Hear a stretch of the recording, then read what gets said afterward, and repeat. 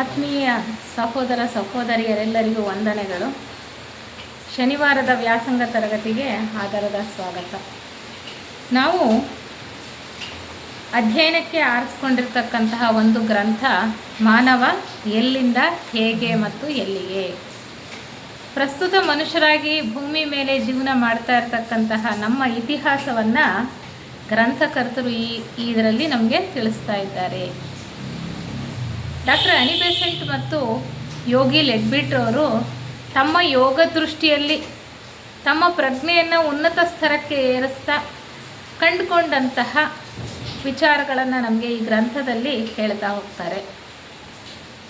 ತಮ್ಮನ್ನೇ ಹಿಂದೆ ಎಲ್ಲಿಂದ ಪ್ರಾರಂಭ ಆದದ್ದು ತಮ್ಮ ಒಂದು ಪ್ರಯಾಣ, ತಮ್ಮ ಜೀವನ ಅಂತ ಹಿಂದೆ ಕೆದಕ್ತಾ ಹೋಗ್ತಾ ಅವರು ಈ ಭೂ ವಿಕಾಸ ಯೋಜನೆ ಇದೆಯಲ್ಲ, ಇಲ್ಲಿ ಹೇಗೆ ನಮ್ಮ ಒಂದು ಪ್ರಯಾಣ ಪ್ರಾರಂಭ ಆಯಿತು ಅಂತ ನಮಗಿಲ್ಲಿ ಹೇಳ್ತಾ ಬರ್ತಾ ಇದ್ದಾರೆ.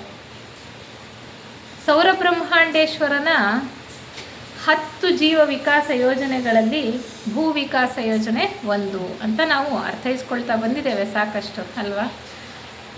ಈ ಒಂದು ವಿಕಾಸ ಯೋಜನೆಯಲ್ಲಿ 7 ಗ್ರಹ ಮಾಲೆಗಳಿದೆ.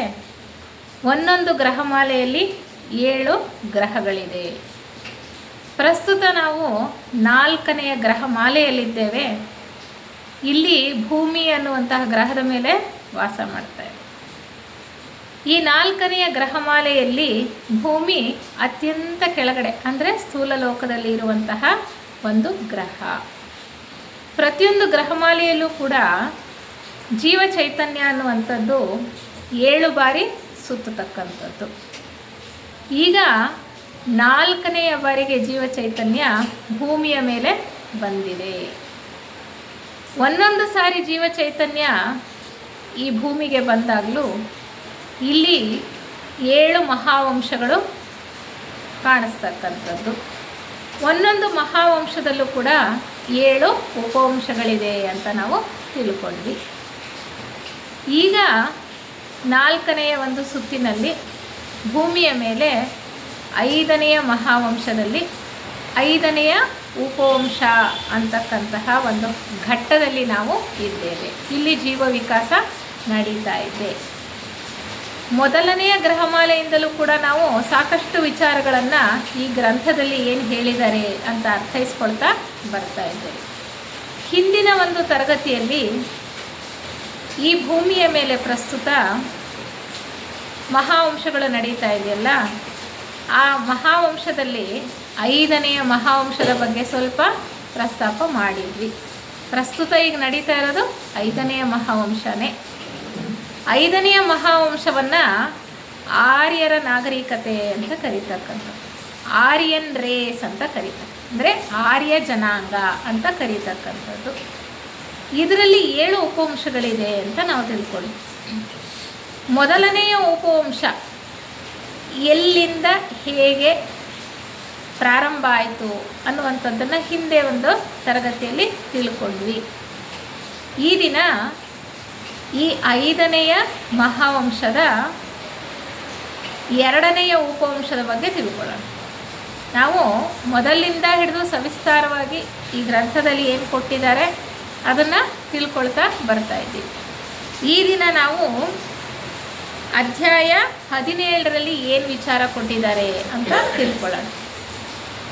ಈ 5ನೆಯ ಉಪವಂಶದ ಮಹಾವಂಶದ 2ನೆಯ ಉಪವಂಶದ ಬಗ್ಗೆ ಇಲ್ಲಿ ಪ್ರಸ್ತಾಪ ಮಾಡ್ತಾರೆ. 2ನೆಯ ಉಪವಂಶದವರನ್ನು ಅರೇಬಿಯನ್ಸ್ ಅಂತ ಕರೀತಾರೆ. ಯಾಕೆ ಅಂದರೆ ಈ 2ನೆಯ ಉಪವಂಶ ಆರ್ಯನ್ ಜನಾಂಗದ 2ನೆಯ ಉಪವಂಶ ಹೆಚ್ಚಾಗಿ ಕಂಡುಬಂದದ್ದು ಅಥವಾ ಅವರ ಒಂದು ನಾಗರಿಕತೆ ಬೆಳವಣಿಗೆ ಎಲ್ಲ ಕಂಡು ಬಂದದ್ದು ಅರೇಬಿಯಾ ದೇಶದಲ್ಲಿ. ಆದ್ದರಿಂದ ಇದನ್ನು ಅರೇಬಿಯನ್ ಉಪವಂಶ ಅಂತ ಕೂಡ ಕರೀತಾರೆ. ಸ್ವಲ್ಪ ನಾವು ಹಿಂದೆ ಏನು ಪ್ರಸ್ತಾಪ ಮಾಡಿದ್ವಿ ಅಂತ ಸೂಕ್ಷ್ಮವಾಗಿ ತಿಳ್ಕೊಂಡು ಮುಂದೆ ಹೋಗೋಣ. ಆಗ ನಮಗೆ ಒಂದು ಲಿಂಕ್ ಅಂತ ಸಿಗುತ್ತೆ, ಎಲ್ಲಿ ಬಿಟ್ಟಿದ್ವಿ, ಹೇಗೆ ಮುಂದುವರಿಸ್ಕೊಂಡು ಹೋಗಬೇಕು ಅಂತ. ಈ 5ನೇ ಮಹಾವಂಶದ ಮನುಗಳು ಯಾರು? ವೈವಸ್ವತ ಮನುಗಳು ಅಂತ ನಾವು ತಿಳ್ಕೊಂಡ್ವಿ ಅಲ್ವಾ. ಈ ಅಂತರಂಗ ಸರ್ಕಾರದ ಪ್ರಭುಗಳು, ಭೂಮಿಯ ಮೇಲೆ ನಡೀತಾ ಇರ್ತಕ್ಕಂಥ ಎಲ್ಲ ಆಗುಹೋಗುಗಳನ್ನು ನೋಡ್ಕೊಳ್ತಾ ಇರ್ತಕ್ಕಂಥವರು ಸನತ್ ಕುಮಾರ ಪ್ರಭುಗಳು. ಅವರ ಒಂದು ಮಾರ್ಗದರ್ಶನದಲ್ಲಿ ಪ್ರತಿಯೊಂದು ಕೂಡ ಇಲ್ಲಿ ಜೀವ ವಿಕಾಸ ಅನ್ನೋದು ಭೂಮಿಯ ಮೇಲೆ ಪ್ರಸ್ತುತ ನಡೀತಾ ಇದೆ. ವೈವಸ್ವತ ಮನುಗಳು 5ನೆಯ ಮಹಾವಂಶದ ಮನುಗಳು. ಒಂದೊಂದು ಮಹಾವಂಶಕ್ಕೂ ಕೂಡ ಮನುಗಳಿರ್ತಾರೆ, ಒಂದೊಂದು ಉಪವಂಶಕ್ಕೂ ಕೂಡ ಮನುಗಳಿರ್ತಾರೆ. ಹಾಗೆ ಆ ವಿಚಾರವನ್ನು ಕೂಡ ಸವಿಸ್ತಾರವಾಗಿ ಪ್ರಾರಂಭದಲ್ಲೇ ನಾವು ತಿಳ್ಕೊಳ್ತಾ ಬಂದ್ವಿ. 5ನೆಯ ಮಹಾವಂಶದ ಮನುಗಳಾಗಿರ್ತಕ್ಕಂತಹ ವೈವಸ್ವತ ಮನುಗಳು ಆರ್ಯ ವಂಶವನ್ನು ಪ್ರಾರಂಭ ಹೇಗೆ ಮಾಡಿದ್ರು ಅಂದರೆ, 4ನೆಯ ಮಹಾವಂಶ ಇತ್ತಲ್ಲ, ಅಟ್ಲಾಂಟಿಯನ್ ರೇಸ್ ಅಂತ ಹೇಳ್ತಿದ್ದಾರಲ್ಲ, ಅದರಲ್ಲಿ ಇರ್ತಕ್ಕಂಥ 7 ಉಪವಂಶಗಳಲ್ವ, ಯಾವ ಉಪವಂಶನೇ ಆಗಿರ್ಬೋದು, ಅಲ್ಲಿ ಚೆನ್ನಾಗಿ ಬೆಳೆದಂತಹ ಆಧ್ಯಾತ್ಮಿಕವಾಗಿ ಪ್ರಗತಿ ಹೊಂದಿದ್ದಂತಹ ಆತ್ಮರುಗಳನ್ನು ಆಯ್ಕೆ ಮಾಡಿಕೊಂಡು ಅವರನ್ನು ಮುಂದಿನ ಒಂದು ಜನಾಂಗವನ್ನು ಪ್ರಾರಂಭ ಮಾಡೋದಕ್ಕೆ ಉಪಯೋಗಿಸ್ಕೊಳ್ತಾರೆ. ಹಾಗೆ ವೈವಸ್ವತ ಮನುಗಳೇ ಈ ರೀತಿ ಪ್ರಾರಂಭ ಮಾಡಿದಂತಹ ಜನಾಂಗಗಳಲ್ಲಿ, ಉಪಜನಾಂಗಗಳಲ್ಲಿ ಆಗಾಗ್ಗೆ ಜನ್ಮ ತಗೊಂಡು ಬರ್ತಾರೆ. ಯಾಕೆಂದರೆ ಮನುಷ್ಯನ ಬೆಳವಣಿಗೆ ಮುಂದುವರಿತಾ ಹೋಗಬೇಕು ಅಂದರೆ, ಪ್ರಜ್ಞೆಯ ವಿಕಾಸ ಆಗ್ತಾ ಹೋಗಬೇಕು ಅಂತಂದರೆ ಅವರ ದೇಹದ ಲಕ್ಷಣಗಳು ಕೂಡ ಬದಲಾಗ್ತಾ ಹೋಗಬೇಕು. ಈಗ ಮೊಟ್ಟ ಮೊದಲಿಗೆ ಮನುಷ್ಯ ಕಾಣಿಸ್ಕೊಂಡಾಗ ಭೂಮಿ ಮೇಲೆ ಹೇಗಿದ್ದ? ಕಾಡು ಮನುಷ್ಯನ ಹಾಗೆ ಅಲ್ವಾ? ಆದರೆ ನಾಗರಿಕತೆ ಬೆಳೆದ ಹಾಗೆಲ್ಲ ಮನುಷ್ಯನಲ್ಲಿ ಎಷ್ಟು ಬದಲಾವಣೆಗಳಾಗ್ತಾ ಹೋಗ್ತಾ ಇದೆ, ದೈಹಿಕ ಲಕ್ಷಣಗಳು ಕೂಡ ಬದಲಾಗ್ತಾ ಇದೆ. ಹಾಗೆ ಪ್ರಜ್ಞೆಯೂ ಕೂಡ ನಿಧಾನವಾಗಿ ವಿಕಾಸ ಹೊಂದ್ತಾ ಇದೆ. ಪ್ರಸ್ತುತ ಮನಸ್ಸು ಹೆಚ್ಚಾಗಿ ಬೆಳವಣಿಗೆಯನ್ನು ಕಂಡುಕೊಂಡಿದೆ. ಹೀಗಿರುವಾಗ ಈ ವೈವಸ್ವತ ಮನುಗಳು ಅಟ್ಲಾಂಟಿಯನ್ ದೇಶದಲ್ಲಿ, ಅಟ್ಲಾಂಟಿಯನ್ ಮಹಾವಂಶದಲ್ಲಿ ಆರಿಸ್ಕೊಂಡಿದ್ರಲ್ಲ ಕೆಲವರನ್ನು, ಅವರನ್ನು ಅರೇಬಿಯಾ ದೇಶಕ್ಕೆ ಕರ್ಕೊಂಡು ಹೋಗಿರ್ತಾರೆ. ಈ ವಿಚಾರನ ಹಿಂದಿನ ಒಂದು ಭಾಗದಲ್ಲೇ ನಾವು ತಿಳ್ಕೊಳ್ತಾ ಬಂದ್ವಿ ಪ್ರಾರಂಭ ಮಾಡುವಾಗ. ಅಂದರೆ ಯಾವುದೇ ಒಂದು ಮಹಾವಂಶ ಪೂರ್ತಿಯಾಗಿ ಅಳಿಸ್ಹೋದ್ಮೇಲೆ ಇನ್ನೊಂದು ಶುರುವಾಗುತ್ತೆ ಅಂತ ಅಲ್ಲ. ಒಂದು ಮಹಾವಂಶ ಜರುಗುತ್ತಾ ಇರುತ್ತೆ, ಅಲ್ಲಿ ಏನೇನು ವಿಕಾಸ ಕ್ರಿಯೆ ನಡಿಬೇಕೋ ಎಲ್ಲ ನಡೀತಾ ಇರುತ್ತೆ. ಯಾವ ಜೀವರುಗಳು ಅಲ್ಲಿ ವಿಕಾಸವನ್ನು ಪಡ್ಕೊಳ್ಬೇಕೋ ಅಂತಹವರು ಅಲ್ಲಿ ಹುಟ್ಟಿ ಬೆಳೀತಾ ಇರ್ತಾರೆ. ಹಾಗೆ ಅದೇ ಸಮಯದಲ್ಲಿ ಕೆಲವರನ್ನು ಆರಿಸ್ಕೊಂಡಿರ್ತಕ್ಕಂಥವ್ರನ್ನು ಬೇರೆ ಒಂದು ಪ್ರತ್ಯೇಕವಾದಂತಹ ಪ್ರದೇಶಕ್ಕೆ ಕರೆದುಕೊಂಡು ಹೋಗಿ ಅಲ್ಲಿ ಒಂದು ಹೊಸದಾದಂತಹ ಒಂದು ಮಹಾವಂಶ ಅಥವಾ ಅದರ ಉಪವಂಶಗಳನ್ನು ಕೂಡ ಪ್ರಾರಂಭ ಮಾಡ್ತಕ್ಕಂಥ ಪ್ರಕ್ರಿಯೆ ಹೇಗಿರುತ್ತೆ ಅಂತ ನಾವು ತಿಳ್ಕೊಳ್ತಾ ಬಂದ್ವಿ. ಹೀಗೆ ಮೊಟ್ಟ ಮೊದಲನೇ ಬಾರಿಗೆ ನಾವು ಇನ್ನೂ ಒಂದು ಮುಖ್ಯವಾದ ವಿಚಾರ ಏನು ತಿಳ್ಕೊಳ್ಬೇಕು ಅಂದರೆ, ಅಂತರಂಗ ಸರ್ಕಾರ, ಸನತ್ ಕುಮಾರ ಪ್ರಭುಗಳು ಅವರೆಲ್ಲ ಇರೋದೆಲ್ಲಿ? ಶಂಬಳದಲ್ಲಿ ಅಲ್ವಾ, ಶ್ವೇತದ್ವೀಪ ಅಂತ ನಾವು ಹೇಳ್ತೀವಿ. ಅವರು ಈ ಭೂಮಿಯ ಮೇಲೆ 3ನೇ ಮಹಾವಂಶದ ಮಧ್ಯಕಾಲದಲ್ಲೇ ಬರ್ತಾರೆ ಶುಕ್ರ ಗ್ರಹದಿಂದ. ಅವ್ರು ಬಂದು ಅಲ್ಲಿ ನೆಲೆಸಿದ್ದಾರೆ, ಇಂದಿಗೂ ಇದ್ದಾರೆ. ಇಂದಿಗೂ ಕೂಡ ಅವರು ಅಲ್ಲೇ ಇದ್ದಾರೆ, ನೆಲೆಸಿದ್ದಾರೆ. ಭೂಮಿಯ ಮೇಲೆ ಪೂರ್ತಿ ವಿಕಾಸ ನಡೆಯೋ ತನಕ, ಅಂದರೆ 7 ಮಹಾವಂಶಗಳಾಗಬೇಕಲ್ಲ, ಅಲ್ಲಿಯ ತನಕ ಕೂಡ ಜಗತ್ಪ್ರಭುಗಳು ಇಲ್ಲೇ ಇರ್ತಾರೆ. ಅದು ಎಲ್ಲಿ ಬರುತ್ತೆ ಶಂಬಳ ದ್ವೀಪ ಅಂದರೆ ಮಧ್ಯ ಏಷ್ಯಾ ಅಥವಾ ಸ್ವಲ್ಪ ಉತ್ತರ ಭಾಗದ ಏಷ್ಯಾ ಆ ಪ್ರದೇಶದಲ್ಲಿ ಬರ್ತಕ್ಕಂಥದ್ದು. ಗೋಬಿ ಸಮುದ್ರ ಇತ್ತು ಮುಂಚೆ, ಈಗ ಮರುಭೂಮಿ ಆಗಿದೆ. ಅಂದರೆ ಬದಲಾವಣೆಗಳು ಕಾಣ್ತಾ ಇರುತ್ತಲ್ವ, ಭೌಗೋಳಿಕವಾಗಿ ಅನೇಕ ಬದಲಾವಣೆಗಳಾಗ್ತಾ ಇರುತ್ತೆ. ಒಂದೊಂದು ಉಪವಂಶದ ಸಮಯದಲ್ಲೂ ಎಷ್ಟೋ ಸಾರಿ ಚಿಕ್ಕ ಚಿಕ್ಕ ಪ್ರಳಯಗಳು, ದೊಡ್ಡ ದೊಡ್ಡ ಪ್ರಳಯಗಳಾಗ್ತಾ ಇರುತ್ತಲ್ಲ, ಆಗ ಭೂಭಾಗ ಸಮುದ್ರದಲ್ಲಿ ಮುಳುಗೋಗುತ್ತೆ, ಸಮುದ್ರದಲ್ಲಿ ಮುಳುಗೋಗಿರೋ ಭಾಗ ಮೇಲ್ ಕಾಣಿಸುತ್ತೆ. ಹಾಗೆ ಎಷ್ಟೋ ಬದಲಾವಣೆಗಳಾಗ್ತಾ ಇರುತ್ತೆ. ಅವರು ಬಂದು ನೆಲೆಸಿದಾಗ ಆ ಒಂದು 4ನೆಯ ಮಹಾವಂಶದ ಸಮಯದಲ್ಲೂ ಕೂಡ ಅದು ಒಂದು ದ್ವೀಪ, ಅಂದರೆ ಗೋಬಿ ಅಂತಕ್ಕಂಥದ್ದೊಂದು ಸಮುದ್ರ ಆಗಿತ್ತು. ಅದರ ಮಧ್ಯದಲ್ಲಿ ಇರ್ತಕ್ಕಂಥ ಒಂದು ದ್ವೀಪ ಶ್ವೇತ ದ್ವೀಪ ಅಥವಾ ಶಂಬಳ ಅಂತ ನಾವು ಕರೀತಕ್ಕಂಥ. ಅಲ್ಲಿನೇ ಎಲ್ಲಿ ಜಗತ್ಪ್ರಭುಗಳು ಮತ್ತು ಜೀವನ್ಮುಕ್ತರು ವಾಸ ಆಗಿದ್ದಾರಲ್ಲ, ಅಲ್ಲಿನೇ ಈ 5ನೆಯ ಮಹಾವಂಶದ ಒಬ್ಬರು ಮನುಗಳಿದಾರಲ್ಲ, ವೈವಸ್ವತ ಮನುಗಳು, ಅವರ ಮಾರ್ಗದರ್ಶನದ ಅಡಿಯಲ್ಲಿ ಕೆಲವರನ್ನು ಯಾರನ್ನ ಆರಿಸ್ಕೊಂಡು ಬಂದಿರ್ತಾರೋ ಪ್ರಾರಂಭ ಕಾಲದಲ್ಲಿ ಅಲ್ಲಿ ಸ್ವಲ್ಪ ಬೆಳವಣಿಗೆ ಆಗುವ ಹಾಗೆ ಅವರು ಉತ್ತೇಜನವನ್ನು, ಪ್ರೋತ್ಸಾಹವನ್ನು, ಅವರ ಶಕ್ತಿಯನ್ನು ಅವರಿಗೆ ಧಾರೆ ಎರಿತಾ ಹೋಗ್ತಾರೆ. ಹಾಗೆ ಪ್ರಾರಂಭ ಕಾಲದಲ್ಲಿ ಏನೇನಾಯಿತು ಅಂತ ನೋಡಿದ್ವಿ ಹಿಂದೆ 1-2 ಅಧ್ಯಾಯಗಳಲ್ಲಿ. ಅದಾದ ನಂತರ ಉಪವಂಶಗಳನ್ನು ಪ್ರಾರಂಭ ಮಾಡಬೇಕು ಅಂತ ಇದ್ದಾಗ ಅಲ್ಲಿ ಆರ್ಯವಂಶ ಪ್ರಾರಂಭ ಆಗುತ್ತೆ. ಎಲ್ಲಿ ಆ ಒಂದು ಶಂಬಳ ಅಂತ ನಾವೇನು ಹೇಳ್ತೀವಿ, ಶ್ವೇತದ್ವೀಪ ಅಂತ, ಅದರ ಸುತ್ತ ಒಂದು ಸೇತುವೆಯ ಮಹಾನಗರ ಅಂತ ಕಟ್ತಾರೆ ಅಂತ ನಾವು ವಿಚಾರ ಮಾಡಿದ್ವಿ ಅಲ್ವಾ. ಸೇತುವೆಯ ಮಹಾನಗರ ಅಂದರೆ ಆ ದ್ವೀಪಕ್ಕೆ ಆ ಸಮುದ್ರ ಇತ್ತಲ್ಲ, ಅದರ ಅಂಚಿನಲ್ಲಿ ಉದ್ದಕ್ಕೂ ಕೂಡ ಒಂದು ಮಹಾನಗರವನ್ನು ಅವರು ಕಟ್ಟುತ್ತಾರೆ. ಅಲ್ಲಿಂದ ಶಂಬಳ ಅಥವಾ ಆ ಒಂದು ಶ್ವೇತದ್ವೀಪಕ್ಕೆ ಒಂದು ಮಾರ್ಗವನ್ನು ರಚನೆ ಮಾಡೋದಕ್ಕೋಸ್ಕರ ಒಂದು ಸೇತುವೆಯನ್ನು ಕಟ್ತಾರೆ. ಅದಕ್ಕೋಸ್ಕರ ಅದನ್ನು ಸೇತುವೆಯ ಮಹಾನಗರ ಅಂತ ಕರೀತಾ ಇದ್ರು ಅಂತ ತಿಳ್ಕೊಂಡ್ವಿ. ಹೀಗೆ ಮನು ಏನು ಮಾಡ್ತಾರೆ ಅಂದರೆ, ಕೆಲವರು ಆಯ್ದಂತಹವ್ರನ್ನ ಆರ್ಯವಂಶೀಯರು ಪ್ರಾರಂಭ ಆಗುತ್ತಲ್ಲ, 5ನೇ ಮಹಾವಂಶ ಪ್ರಾರಂಭ ಆಗುತ್ತಲ್ಲ, ಪ್ರಾರಂಭ ಆದ ನಂತರ ಅಲ್ಲಿ ಕೆಲವರನ್ನು ಆಯ್ಕೆ ಮಾಡಿಕೊಂಡು ಅವ್ರು ಏನು ಮಾಡ್ತಾರೆ, ಅಲ್ಲಿ ಆರ್ಯನ್ ನಾಗರಿಕತೆ ಪ್ರಾರಂಭ ಆಗುತ್ತೆ, ಆರ್ಯನ್ ಮಹಾವಂಶ ಪ್ರಾರಂಭ ಆಗುತ್ತೆ. ಅಲ್ಲಿ ಎಲ್ಲಿ ಸೇತುವೆಯ ಮಹಾನಗರದಲ್ಲಿ ಪ್ರಾರಂಭ ಆಗುತ್ತೆ. ಅಲ್ಲಿ ಹೇಗೆ ಮನೆಗಳನ್ನು ಕಟ್ಟಿದ್ರು, ರಸ್ತೆಗಳನ್ನು ಕಟ್ಟಿದ್ರು ಎಲ್ಲ ನೋಡಿದ್ವಿ ನಾವು ಹಿಂದೆ ಕೆಲವು ಅಧ್ಯಾಯಗಳಲ್ಲಿ.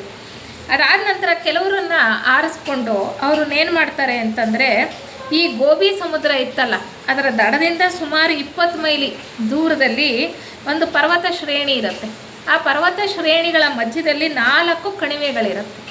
ಆ 4 ಕಣಿವೆ ಪ್ರದೇಶಕ್ಕೆ ಅವರನ್ನು ಕರ್ಕೊಂಡೋಗಿ ಆ 4 ಉಪವಂಶಗಳನ್ನು ಪ್ರಾರಂಭ ಮಾಡಬೇಕು ಅನ್ನುವಂತಹ ಸೂಚನೆ ಸನತ್ಕುಮಾರ ಪ್ರಭುಗಳಿಂದ ವೈವಸ್ವತ ಮನುಗಳಿಗೆ ಸಿಗುತ್ತೆ. ಹಾಗಾಗಿ ಕೆಲವರನ್ನು ಆರಿಸ್ಕೊಂಡು ಹೋಗಿ ಆ 4 ಕಣಿವೆ ಪ್ರದೇಶಗಳಲ್ಲಿ ಇಟ್ಟು ಅವರಿಗೆ ಹೆಚ್ಚಿನ ಬದಲಾವಣೆ ಬೇಕಾಗಿರ್ತಕ್ಕಂಥ 5ನೇ ಮಹಾವಂಶ ಇನ್ನೂ ಮುಂದುವರ್ಕೊಂಡು ಹೋಗೋದಕ್ಕೆ ಬೇಕಾದಂತಹ ದೈಹಿಕ ಲಕ್ಷಣಗಳನ್ನು ಪಡ್ಕೊಳ್ಳೋ ರೀತಿಯಲ್ಲಿ ಅವರ ವಂಶ ವೃದ್ಧಿ ಆಗುವ ಹಾಗೆ ಅವರು ಒಂದು ಯೋಜನೆಯನ್ನು ಹಾಕ್ಕೊಳ್ತಾರೆ. ಅಂದರೆ 4 ಕಣಿವೆ ಪ್ರದೇಶಗಳಲ್ಲಿ 4 ಗುಂಪುಗಳನ್ನು ಇಟ್ಟು ಅಲ್ಲಿ ಅವರು ಅಭಿವೃದ್ಧಿ ಆಗುವ ಹಾಗೆ ಮಾಡ್ತಾ ಬರ್ತಾರೆ.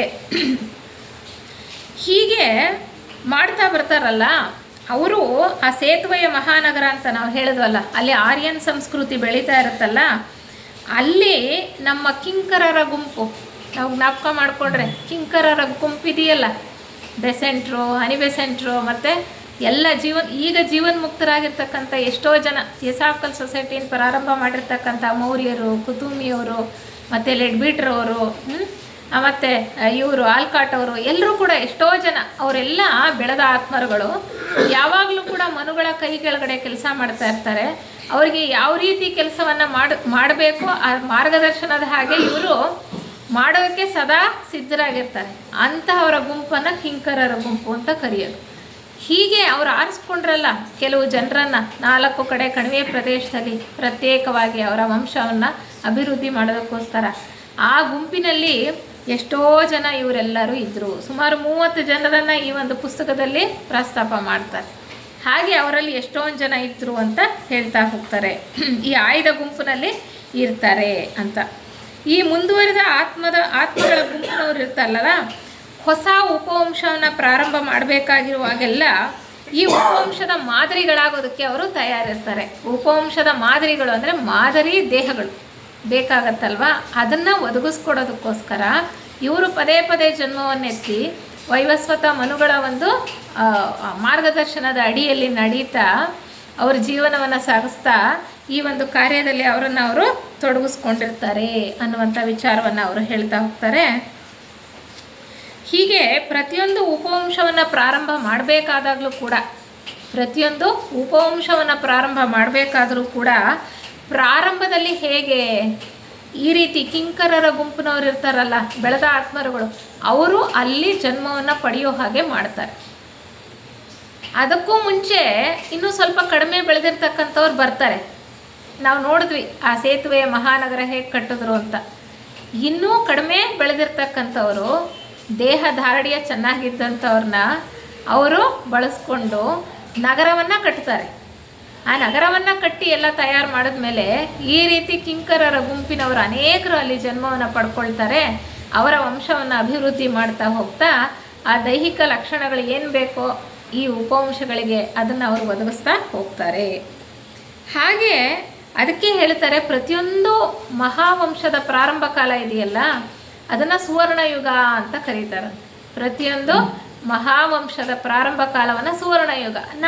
ನಾವು ಈಗ ಹಿಂದೂ ಪುರಾಣಗಳಲ್ಲೆಲ್ಲ ನಾವೇನು ಹೇಳ್ತೀವಿ, ಕೃತಯುಗ, ತ್ರೇತಾಯುಗ, ದ್ವಾಪರ ಯುಗ, ಕಲಿಯುಗ. ಅಯ್ಯೋ ಕಲಿಯುಗ ಈಗ ಏನು ಇಲ್ಲಿ ನ್ಯಾಯ ನೀತಿ ಅಂತಕ್ಕಂಥದ್ದಿಲ್ಲ ಅಂತ ಹೇಳ್ತೀವಲ್ಲ. ಕೃತಯುಗದಲ್ಲಿ ಹೇಗಿತ್ತು? ಅವರಿಗೆ ವಯಸ್ಸು ಜಾಸ್ತಿ ಇತ್ತು, ಆಯಸ್ಸು ಜಾಸ್ತಿ ಇತ್ತು ಅಲ್ವಾ? ಹಾಗೆ ಅವರು ಋಷಿಮುನಿಗಳಿದ್ದರು ಅಲ್ಲಿ, ಅಂದರೆ ಅವರೇ ಜನ್ಮವನ್ನು ಪಡ್ಕೊಳ್ತಾ ಇದ್ರು. ಅದು ಗೋಲ್ಡನ್ ಎರ ಅಂತ ನಾವು ಕರಿತೀವಲ್ವ. ಹಾಗೆ ಸುವರ್ಣ ಯುಗ ಅಂತ ಪ್ರತಿಯೊಂದು ಮಹಾವಂಶ ಪ್ರಾರಂಭ ಆದಾಗಲೂ ಕೂಡ ಈ ರೀತಿಯ ಒಂದು ಬದಲಾವಣೆಯನ್ನು ನಾವು ನೋಡಬಹುದು ಅಂತ ಇಲ್ಲಿ ಹೇಳ್ತಾ ಬರ್ತಾರೆ. ಅಂದರೆ ಪ್ರಾರಂಭ ಕಾಲದಲ್ಲಿ ಜೀವನ್ಮುಕ್ತರು ಮತ್ತು ಅವರ ಶಿಷ್ಯರು, ಅವರಿಗೆ ಸಹಾಯ ಮಾಡ್ತಕ್ಕಂಥ ಅನೇಕರು ಜನ್ಮವನ್ನು ಪಡ್ಕೊಳ್ಳೋದ್ರಿಂದ ಅಲ್ಲಿ ಸುಭಿಕ್ಷವಾಗಿರುತ್ತೆ ದೇಶ ಅನ್ನುವಂಥದ್ದು. ಅಂದರೆ ಸುವರ್ಣ ಯುಗ ಅಂತ ಕರೀತಾರೆ ಅಂತ ಹೇಳ್ತಾ ಬರ್ತಾರೆ. ಹೀಗೆ ಅವ್ರು ಹೇಳ್ತಾರೆ, ಅವರ ನಂತರ ಜೀವನ್ಮುಕ್ತರೇ ಆ ಕೆಲಸವನ್ನು ಮುಂದೆ ಮಾಡ್ತಾ ಹೋಗ್ತಾರೆ. ಮೊದಲು ನಗರವನ್ನು ಕಟ್ಟೋದಕ್ಕೋಸ್ಕರ, ನಾಗರಿಕತೆಯನ್ನು ಪ್ರಾರಂಭ ಮಾಡೋದಕ್ಕೋಸ್ಕರ ಕಡಿಮೆ ಬೆಳೆದಂತಹ ಜೀವರುಗಳನ್ನು ಕಳಿಸ್ತಾರೆ. ನಂತರ ಹೆಚ್ಚು ಬೆಳೆದಂತಹ ಜೀವರುಗಳನ್ನು ಕಳಿಸ್ತಾರೆ. ನಂತರ ಜೀವನ್ಮುಕ್ತರೇ ಅಲ್ಲಿ ಜನ್ಮವನ್ನು ಪಡ್ಕೊಂಡು ಇನ್ನೂ ಸ್ವಲ್ಪ ಅಭಿವೃದ್ಧಿ ಆಗುವ ಹಾಗೆ ಮಾಡ್ತಾ ಬರ್ತಾರೆ ಅಂತ ಹೇಳ್ತಾ, ಕೊನೆಗೇನಾಗ್ತಾರೆ, ಆ ಒಂದು ಹಂತ ಆದ ನಂತರ ಮತ್ತೆ ಕಡಿಮೆ ಬೆಳೆದಂತಹ ಜೀವರುಗಳನ್ನು ಅಲ್ಲಿ ಹುಟ್ಟೋ ಹಾಗೆ ಮಾಡ್ತಾರೆ. ಯೋಜನೆ ಹೇಗೆ ಅಂದರೆ, ಪ್ರಾರಂಭದಲ್ಲಿ ಬೆಳೆದಂತಹ ಆತ್ಮಗಳು, ನಂತರ ಜೀವನ್ಮುಕ್ತರು, ನಂತರ ಕಡಿಮೆ ಬೆಳೆದಂಥವರು, ಅವರು ಕೂಡ ಎಲ್ಲರೂ ಅಭಿವೃದ್ಧಿ ಹೊಂದಬೇಕಲ್ವ. ಪರಮಾತ್ಮನ ಬೃಹತ್ ಯೋಜನೆಯಲ್ಲಿ ಪ್ರತಿಯೊಂದು ಜೀವಿಯೂ ಕೂಡ ವಿಕಾಸವನ್ನು ಹೊಂದಿ ತಾನು ಎಲ್ಲಿ ಸೇರಬೇಕೋ ಅಲ್ಲೇ ಸೇರಬೇಕು, ಪರಮಾತ್ಮನೇ ಸೇರ್ತಕ್ಕಂಥದ್ದು. ಅವರ ಬೆಳವಣಿಗೆಗೆ ಅನುಗುಣವಾಗಿ ನಂತರ ಜೀವನ್ಮುಕ್ತರು ಅಲ್ಲಿ ಜನ್ಮವನ್ನು ಪಡ್ಕೊಂಡು ಸಾಕಷ್ಟು ಕಾಲ ಅಲ್ಲಿ ಬದಲಾವಣೆಗಳನ್ನು ತರ್ತಾ ನಾಗರಿಕತೆಯನ್ನು ಮುಂದುವರಿಸ್ಕೊಂಡು ಹೋದ ನಂತರ ಕಡಿಮೆ ಬೆಳೆದಂತಹ ಜೀವರುಗಳಲ್ಲಿ ಹುಟ್ಟುತ್ತಾ ಬರ್ತಾರೆ ಅಂತ ಹೇಳ್ತಾ, ಹಿರಿಯರ ಆತ್ಮರುಗಳಿಂದ ಇವರಿಗೆ ಮಾರ್ಗದರ್ಶನ ಸಿಗ್ತಾ ಹೋಗುತ್ತೆ. ಕಿರಿಯರಿಗೆ ಒಂದು ಹಂತದಲ್ಲಿ ಅವರು ಜನ್ಮವನ್ನು ತಗೊಳ್ಳೋದು ನಿಲ್ಲಿಸ್ತಾರೆ. ಆಗ ಇವರು ಕಿರಿಯರು ಇರ್ತಾರಲ್ಲ, ಕಡಿಮೆ ಬೆಳೆದಂಥವ್ರು ಅಲ್ಲಿ ಜನ್ಮವನ್ನು ಪಡ್ಕೊಂಡಿರ್ತಾರಲ್ಲ, ಹಿರಿಯರಿಂದ ಸಾಕಷ್ಟು ಕಾಲ ಮಾರ್ಗದರ್ಶನವನ್ನು ಪಡ್ಕೊಳ್ತಾರಲ್ಲ, ನಂತರ ಅವರು ತಾವೇ ಅನುಭವಗಳಿಂದ ಪಾಠ ಕಲಿತು ಮುಂದೆ ಹೋಗಬೇಕಾಗತ್ತೆ. ನೋಡಿ, ಹಾಗೆ ಪರಿಸ್ಥಿತಿಗಳು ನಾವು ನೋಡ್ತಾ ಹೋದರೆ ಕೃತಯುಗಕ್ಕೂ, ತ್ರೇತಾಯುಗಕ್ಕೂ, ದ್ವಾಪರ ಯುಗಕ್ಕೂ, ಕಲಿಯುಗಕ್ಕೂ ಎಷ್ಟು ಬದಲಾವಣೆ ಇದೆ ಅಲ್ವಾ? ಹಾಗೆ ಅದೇ ರೀತಿ ಅಂತ ನಾವು ಒಂದು ಹೋಲಿಕೆ ಅಷ್ಟೇ, ಆ ರೀತಿ ನಾವು ತಿಳ್ಕೊಳ್ಬೋದು. ಗ್ರಂಥಕರ್ತರು ಹಾಗೇನು ಹೇಳಿಲ್ಲ, ಆದರೆ ಅವ್ರು ಹೇಳ್ತಾ ಇರ್ತಕ್ಕಂಥದ್ದು ಮೊದಲು ಬೆಳೆದ ಆತ್ಮರುಗಳು ಜನ್ಮ ತಗೊಳ್ತಾರೆ, ನಂತರ ಕಡಿಮೆ ಬೆಳೆದಂತಹ ಆತ್ಮರುಗಳು ಜನ್ಮವನ್ನು ಪಡ್ಕೊಳ್ತಾ ಅಲ್ಲಿ ವಿಕಾಸ ಕ್ರಿಯೆಯಲ್ಲಿ ಮುಂದುವರೆದುಕೊಳ್ತಾ ಹೋಗ್ತಾ ಇರ್ತಾರೆ ಅನ್ನುವಂಥದ್ದನ್ನು ಹೇಳ್ತಾ ಹೋಗ್ತಾರೆ. ಇಲ್ಲಿ ಇಂತಹ ಒಂದು ಕೆಲಸ ಪ್ರಾರಂಭ ಆಯ್ತಲ್ಲ, ಈ ರೀತಿ ಉಪವಂಶಗಳನ್ನು ಪ್ರಾರಂಭ ಮಾಡಬೇಕು ಅಂತ ಅವಾಗ ಹೇಳ್ತಾರೆ, ಇಂತಹ ಒಂದು ಕೆಲಸದ ಮೊದಲನೆಯ ತಲೆಮಾರು, ಈಗ ತಲೆಮಾರುಗಳು ಬರ್ತಾವಲ್ಲ, ತಲೆಮಾರುಗಳು ಒಂದೊಂದು ಕುಟುಂಬದಲ್ಲೂ ಕೂಡ ಮೊದಲನೇ ಒಂದು ತಲೆಮಾರಲ್ಲಿ, ಅಂದರೆ ಅವರು ಏನೇನು ನೋಡ್ತಾರೋ, ಎಲ್ಲೆಲ್ಲಿ ನೋಡ್ತಾರೋ ನೋಡಿದ್ದನ್ನು ಹಾಗೆ ಹೇಳ್ತಾ ಹೋಗ್ತಾರೆ. ಇಲ್ಲಿ ಕಂಟಿನ್ಯೂಯೇಷನ್ ಅಂತ ಇಲ್ಲ, ಕೆಲವು ಸರಿ ಓವರ್ಲ್ಯಾಪ್ ಆಗುತ್ತೆ. ಹಿಂದೆ ಹೇಳಿದ್ದು ಮತ್ತೆ ನೋಡಿರ್ಬೋದು, ಮತ್ತೆ ಹೇಳ್ತಾರೆ, ಮತ್ತೆ ಹಿಂದಿಂದ ಹೇಳ್ತಾರೆ, ಮತ್ತೆ ಮುಂದಿಂದ ಹೇಳ್ತಾರೆ. ಹಾಗೆ ಇಲ್ಲಿ ಈ ರೀತಿಯ ಒಂದು ಉಪವಂಶಗಳಲ್ಲಿ ಹೇಗೆ ಬೆಳೆದ ಜೀವರುಗಳು ಬರ್ತಾರೆ ಅಂತ ನಾವು ನೋಡಿದ್ವಲ್ಲ, ಹೇಳ್ತಾರೆ, ಒಂದು ಮೊದಲನೆಯ ತಲೆಮಾರಿನಲ್ಲಿ ಕೊರೋನಾ, ಥಿಯೋಡೋರೋಸ್, ಸಿರಿಯಸ್, ಹೆರಾಕ್ಲಿಸ್ ಮೊದಲಾದವರು ಕಂಡು ಬರ್ತಾರೆ ಅಂತ ಹೇಳ್ತಾರೆ. ಸಿರಿಯಸ್ ಅಂದರೆ ಲೆಡ್ ಬಿಟ್ರವರು. ಇಲ್ಲಿ ಪ್ರತಿಯೊಂದು ಆತ್ಮಗಳಿಗೂ ಕೂಡ ಒಂದೊಂದು ಹೆಸರು ಕೊಟ್ಟಿದ್ದಾರೆ. ಈ ಗ್ರಂಥದಲ್ಲಿ ಗ್ರಂಥಕರ್ತರು ಅವರೇ ಒಂದೊಂದು ಹೆಸರು ಕೊಟ್ಟಿರ್ತಾರೆ. ಯಾಕೆಂದರೆ ಅವರನ್ನು ಮುಂದುವರಿಸ್ಕೊಂಡು ನಾವು ಅರ್ಥ ಮಾಡ್ಕೊಳ್ತಾ ಹೋಗ್ಬೋದು. ಪದೇ ಅವರು ಜನ್ಮವನ್ನು ಪಡ್ಕೊಳ್ತಾ ಇರ್ತಾರೆ. ಅವ್ರ ಜನ್ಮವನ್ನು ಪಡ್ಕೊಂಡಾಗ ಕೊಟ್ಟಂತಹ ಹೆಸರುಗಳು ಯಾರಿಗೂ ತಿಳಿಯೋಕ್ಕಾಗಲ್ಲ. ಇವರೇ ಒಂದು ಹೆಸರನ್ನು ಕೊಟ್ಟು ಯಾವ ಥರ ಅಲ್ಲಿ ನಡೆಯುತ್ತೆ ವಿಕಾಸ ಅಂತ ಹೇಳ್ತಾ ಹೋಗ್ತಾರೆ. ಹೆರಾಕ್ಲಿಸ್ ಅಂದರೆ ಅನಿಬೆಸೆಂಟ್ರಿಗೆ ಆ ಹೆಸರನ್ನು ಕೊಟ್ಟಿರೋದು ಹೆರಾಕ್ಲಿಸ್. ಸಿರಿಯಸ್ ಅಂದರೆ ಲೆಡ್ ಬಿಟ್ರ್ ಅವರಿಗೆ. ಕೊರೋನಾ ಅಂತಂದರೆ ಜೂಲಿಯಸ್ ಸೀಸರ್ಗೆ ಕೊಟ್ಟಿರ್ತಕ್ಕಂಥ ಹೆಸರು. ಜೂಲಿಯಸ್ ಸೀಸರ್ ಗೊತ್ತಲ್ವ, ನಾವು ಇತಿಹಾಸದಲ್ಲಿ ನೋಡ್ತೀವಿ ಅವರು ಹೇಗೆ ಆಡಳಿತವನ್ನು ನಡೆಸ್ತಾರೆ ಅಂತ. 4ನೆಯ ಮಹಾವಂಶದಲ್ಲೂ ಕೂಡ, ಅಟ್ಲಾಂಟಿನ್ ವಂಶದಲ್ಲೂ ಕೂಡ ಇವರು ಕರೋನಾ ಅಂತಕ್ಕಂಥವ್ರು ದೊಡ್ಡ ಚಕ್ರಾಧಿಪತ್ಯವನ್ನು ಕಟ್ಟಿ ಬಹಳ ವರ್ಷಗಳ ಕಾಲ ರಾಜ್ಯವನ್ನು ಆಳಿರ್ತಾರೆ. ನಾವು ಜ್ಞಾಪಕ ಮಾಡಿಕೊಂಡಿದ್ದೆ. ಆದರೆ ಅದೇ ರೀತಿ ಅಲ್ಲಿ ಆ ಕುಟುಂಬದಲ್ಲಿ ಹೇಳ್ತಾರೆ, ಮೊದಲನೆಯ ಒಂದು ತಲೆಮಾರಿನಲ್ಲಿ ನಮ್ಮ ಕಿಂಕರರ ಗುಂಪಿನವರೆಲ್ಲರೂ ಜನ್ಮ ಪಡ್ಕೊಳ್ತಾರೆ ಅಂತ ನಾವು ತಿಳ್ಕೊಂಡ್ವಲ್ಲ, ಹಾಗೆ ಆಲ್ಕ್ಯೋನಿ, ಮಿಜಾರ್, ಯುರೇನಸ್, ಸೆಲಿಸ್ ಮತ್ತು ನೆಪ್ಚೂನ್ ಆತ್ಮಗಳನ್ನು ಗುರುತಿಸ್ತಾರಂತೆ. ಯಾರು ಇವರು? ಆಲ್ಕ್ಯೋನಿ ಅಂದರೆ ಜೆ ಕೃಷ್ಣಮೂರ್ತಿ ಅವ್ರು ಗೊತ್ತು. ಮಿಜಾರ್ ಅಂತಂದರೆ ನಿತ್ಯಾನಂದ ಅವ್ರ ತಮ್ಮ ಆಗಿದ್ದಂಥವ್ರು, ಇತ್ತೀಚಿನ ದಿನಗಳಲ್ಲಿ ನಾವು ತಿಳ್ಕೊಂಡ ಹಾಗೆ. ಮತ್ತು ಯುರೇನಸ್ ಮತ್ತು ಸೆಲಿಸ್, ನೆಪ್ಚೂನ್ ಇವರೆಲ್ಲರೂ ಕೂಡ ಜೀವನ್ಮುಕ್ತರಾಗೋಗಿದ್ದಾರೆ. ಈಗ ಯುರೇನಸ್ ಆಗ್ಬೋದು, ನೆಪ್ಚೂನ್ ಆಗ್ಬೋದು. ನೋಡಿ, ಈಗ ಈ ಒಂದು 5ನೇ ಮಹಾವಂಶದ ಪ್ರಾರಂಭ ಕಾಲದಲ್ಲಿ, ಉಪವಂಶಗಳ ಕಾಲದಲ್ಲಿ, ಒಂದು 2ನೇ ಉಪವಂಶದ ಕಾಲದಲ್ಲೂ ಕೂಡ ಅವರು ನಮ್ಮ ಹಾಗೇ ಜನ್ಮ ಪಡ್ಕೊಂಡಿದ್ರು. ಈಗಾಗಲೇ ನಾವು ಗೊತ್ತಿದೆ ಅವರೆಲ್ಲ ಜೀವನ್ಮುಕ್ತರಾಗಿ ಹೋಗಿದ್ದಾರೆ.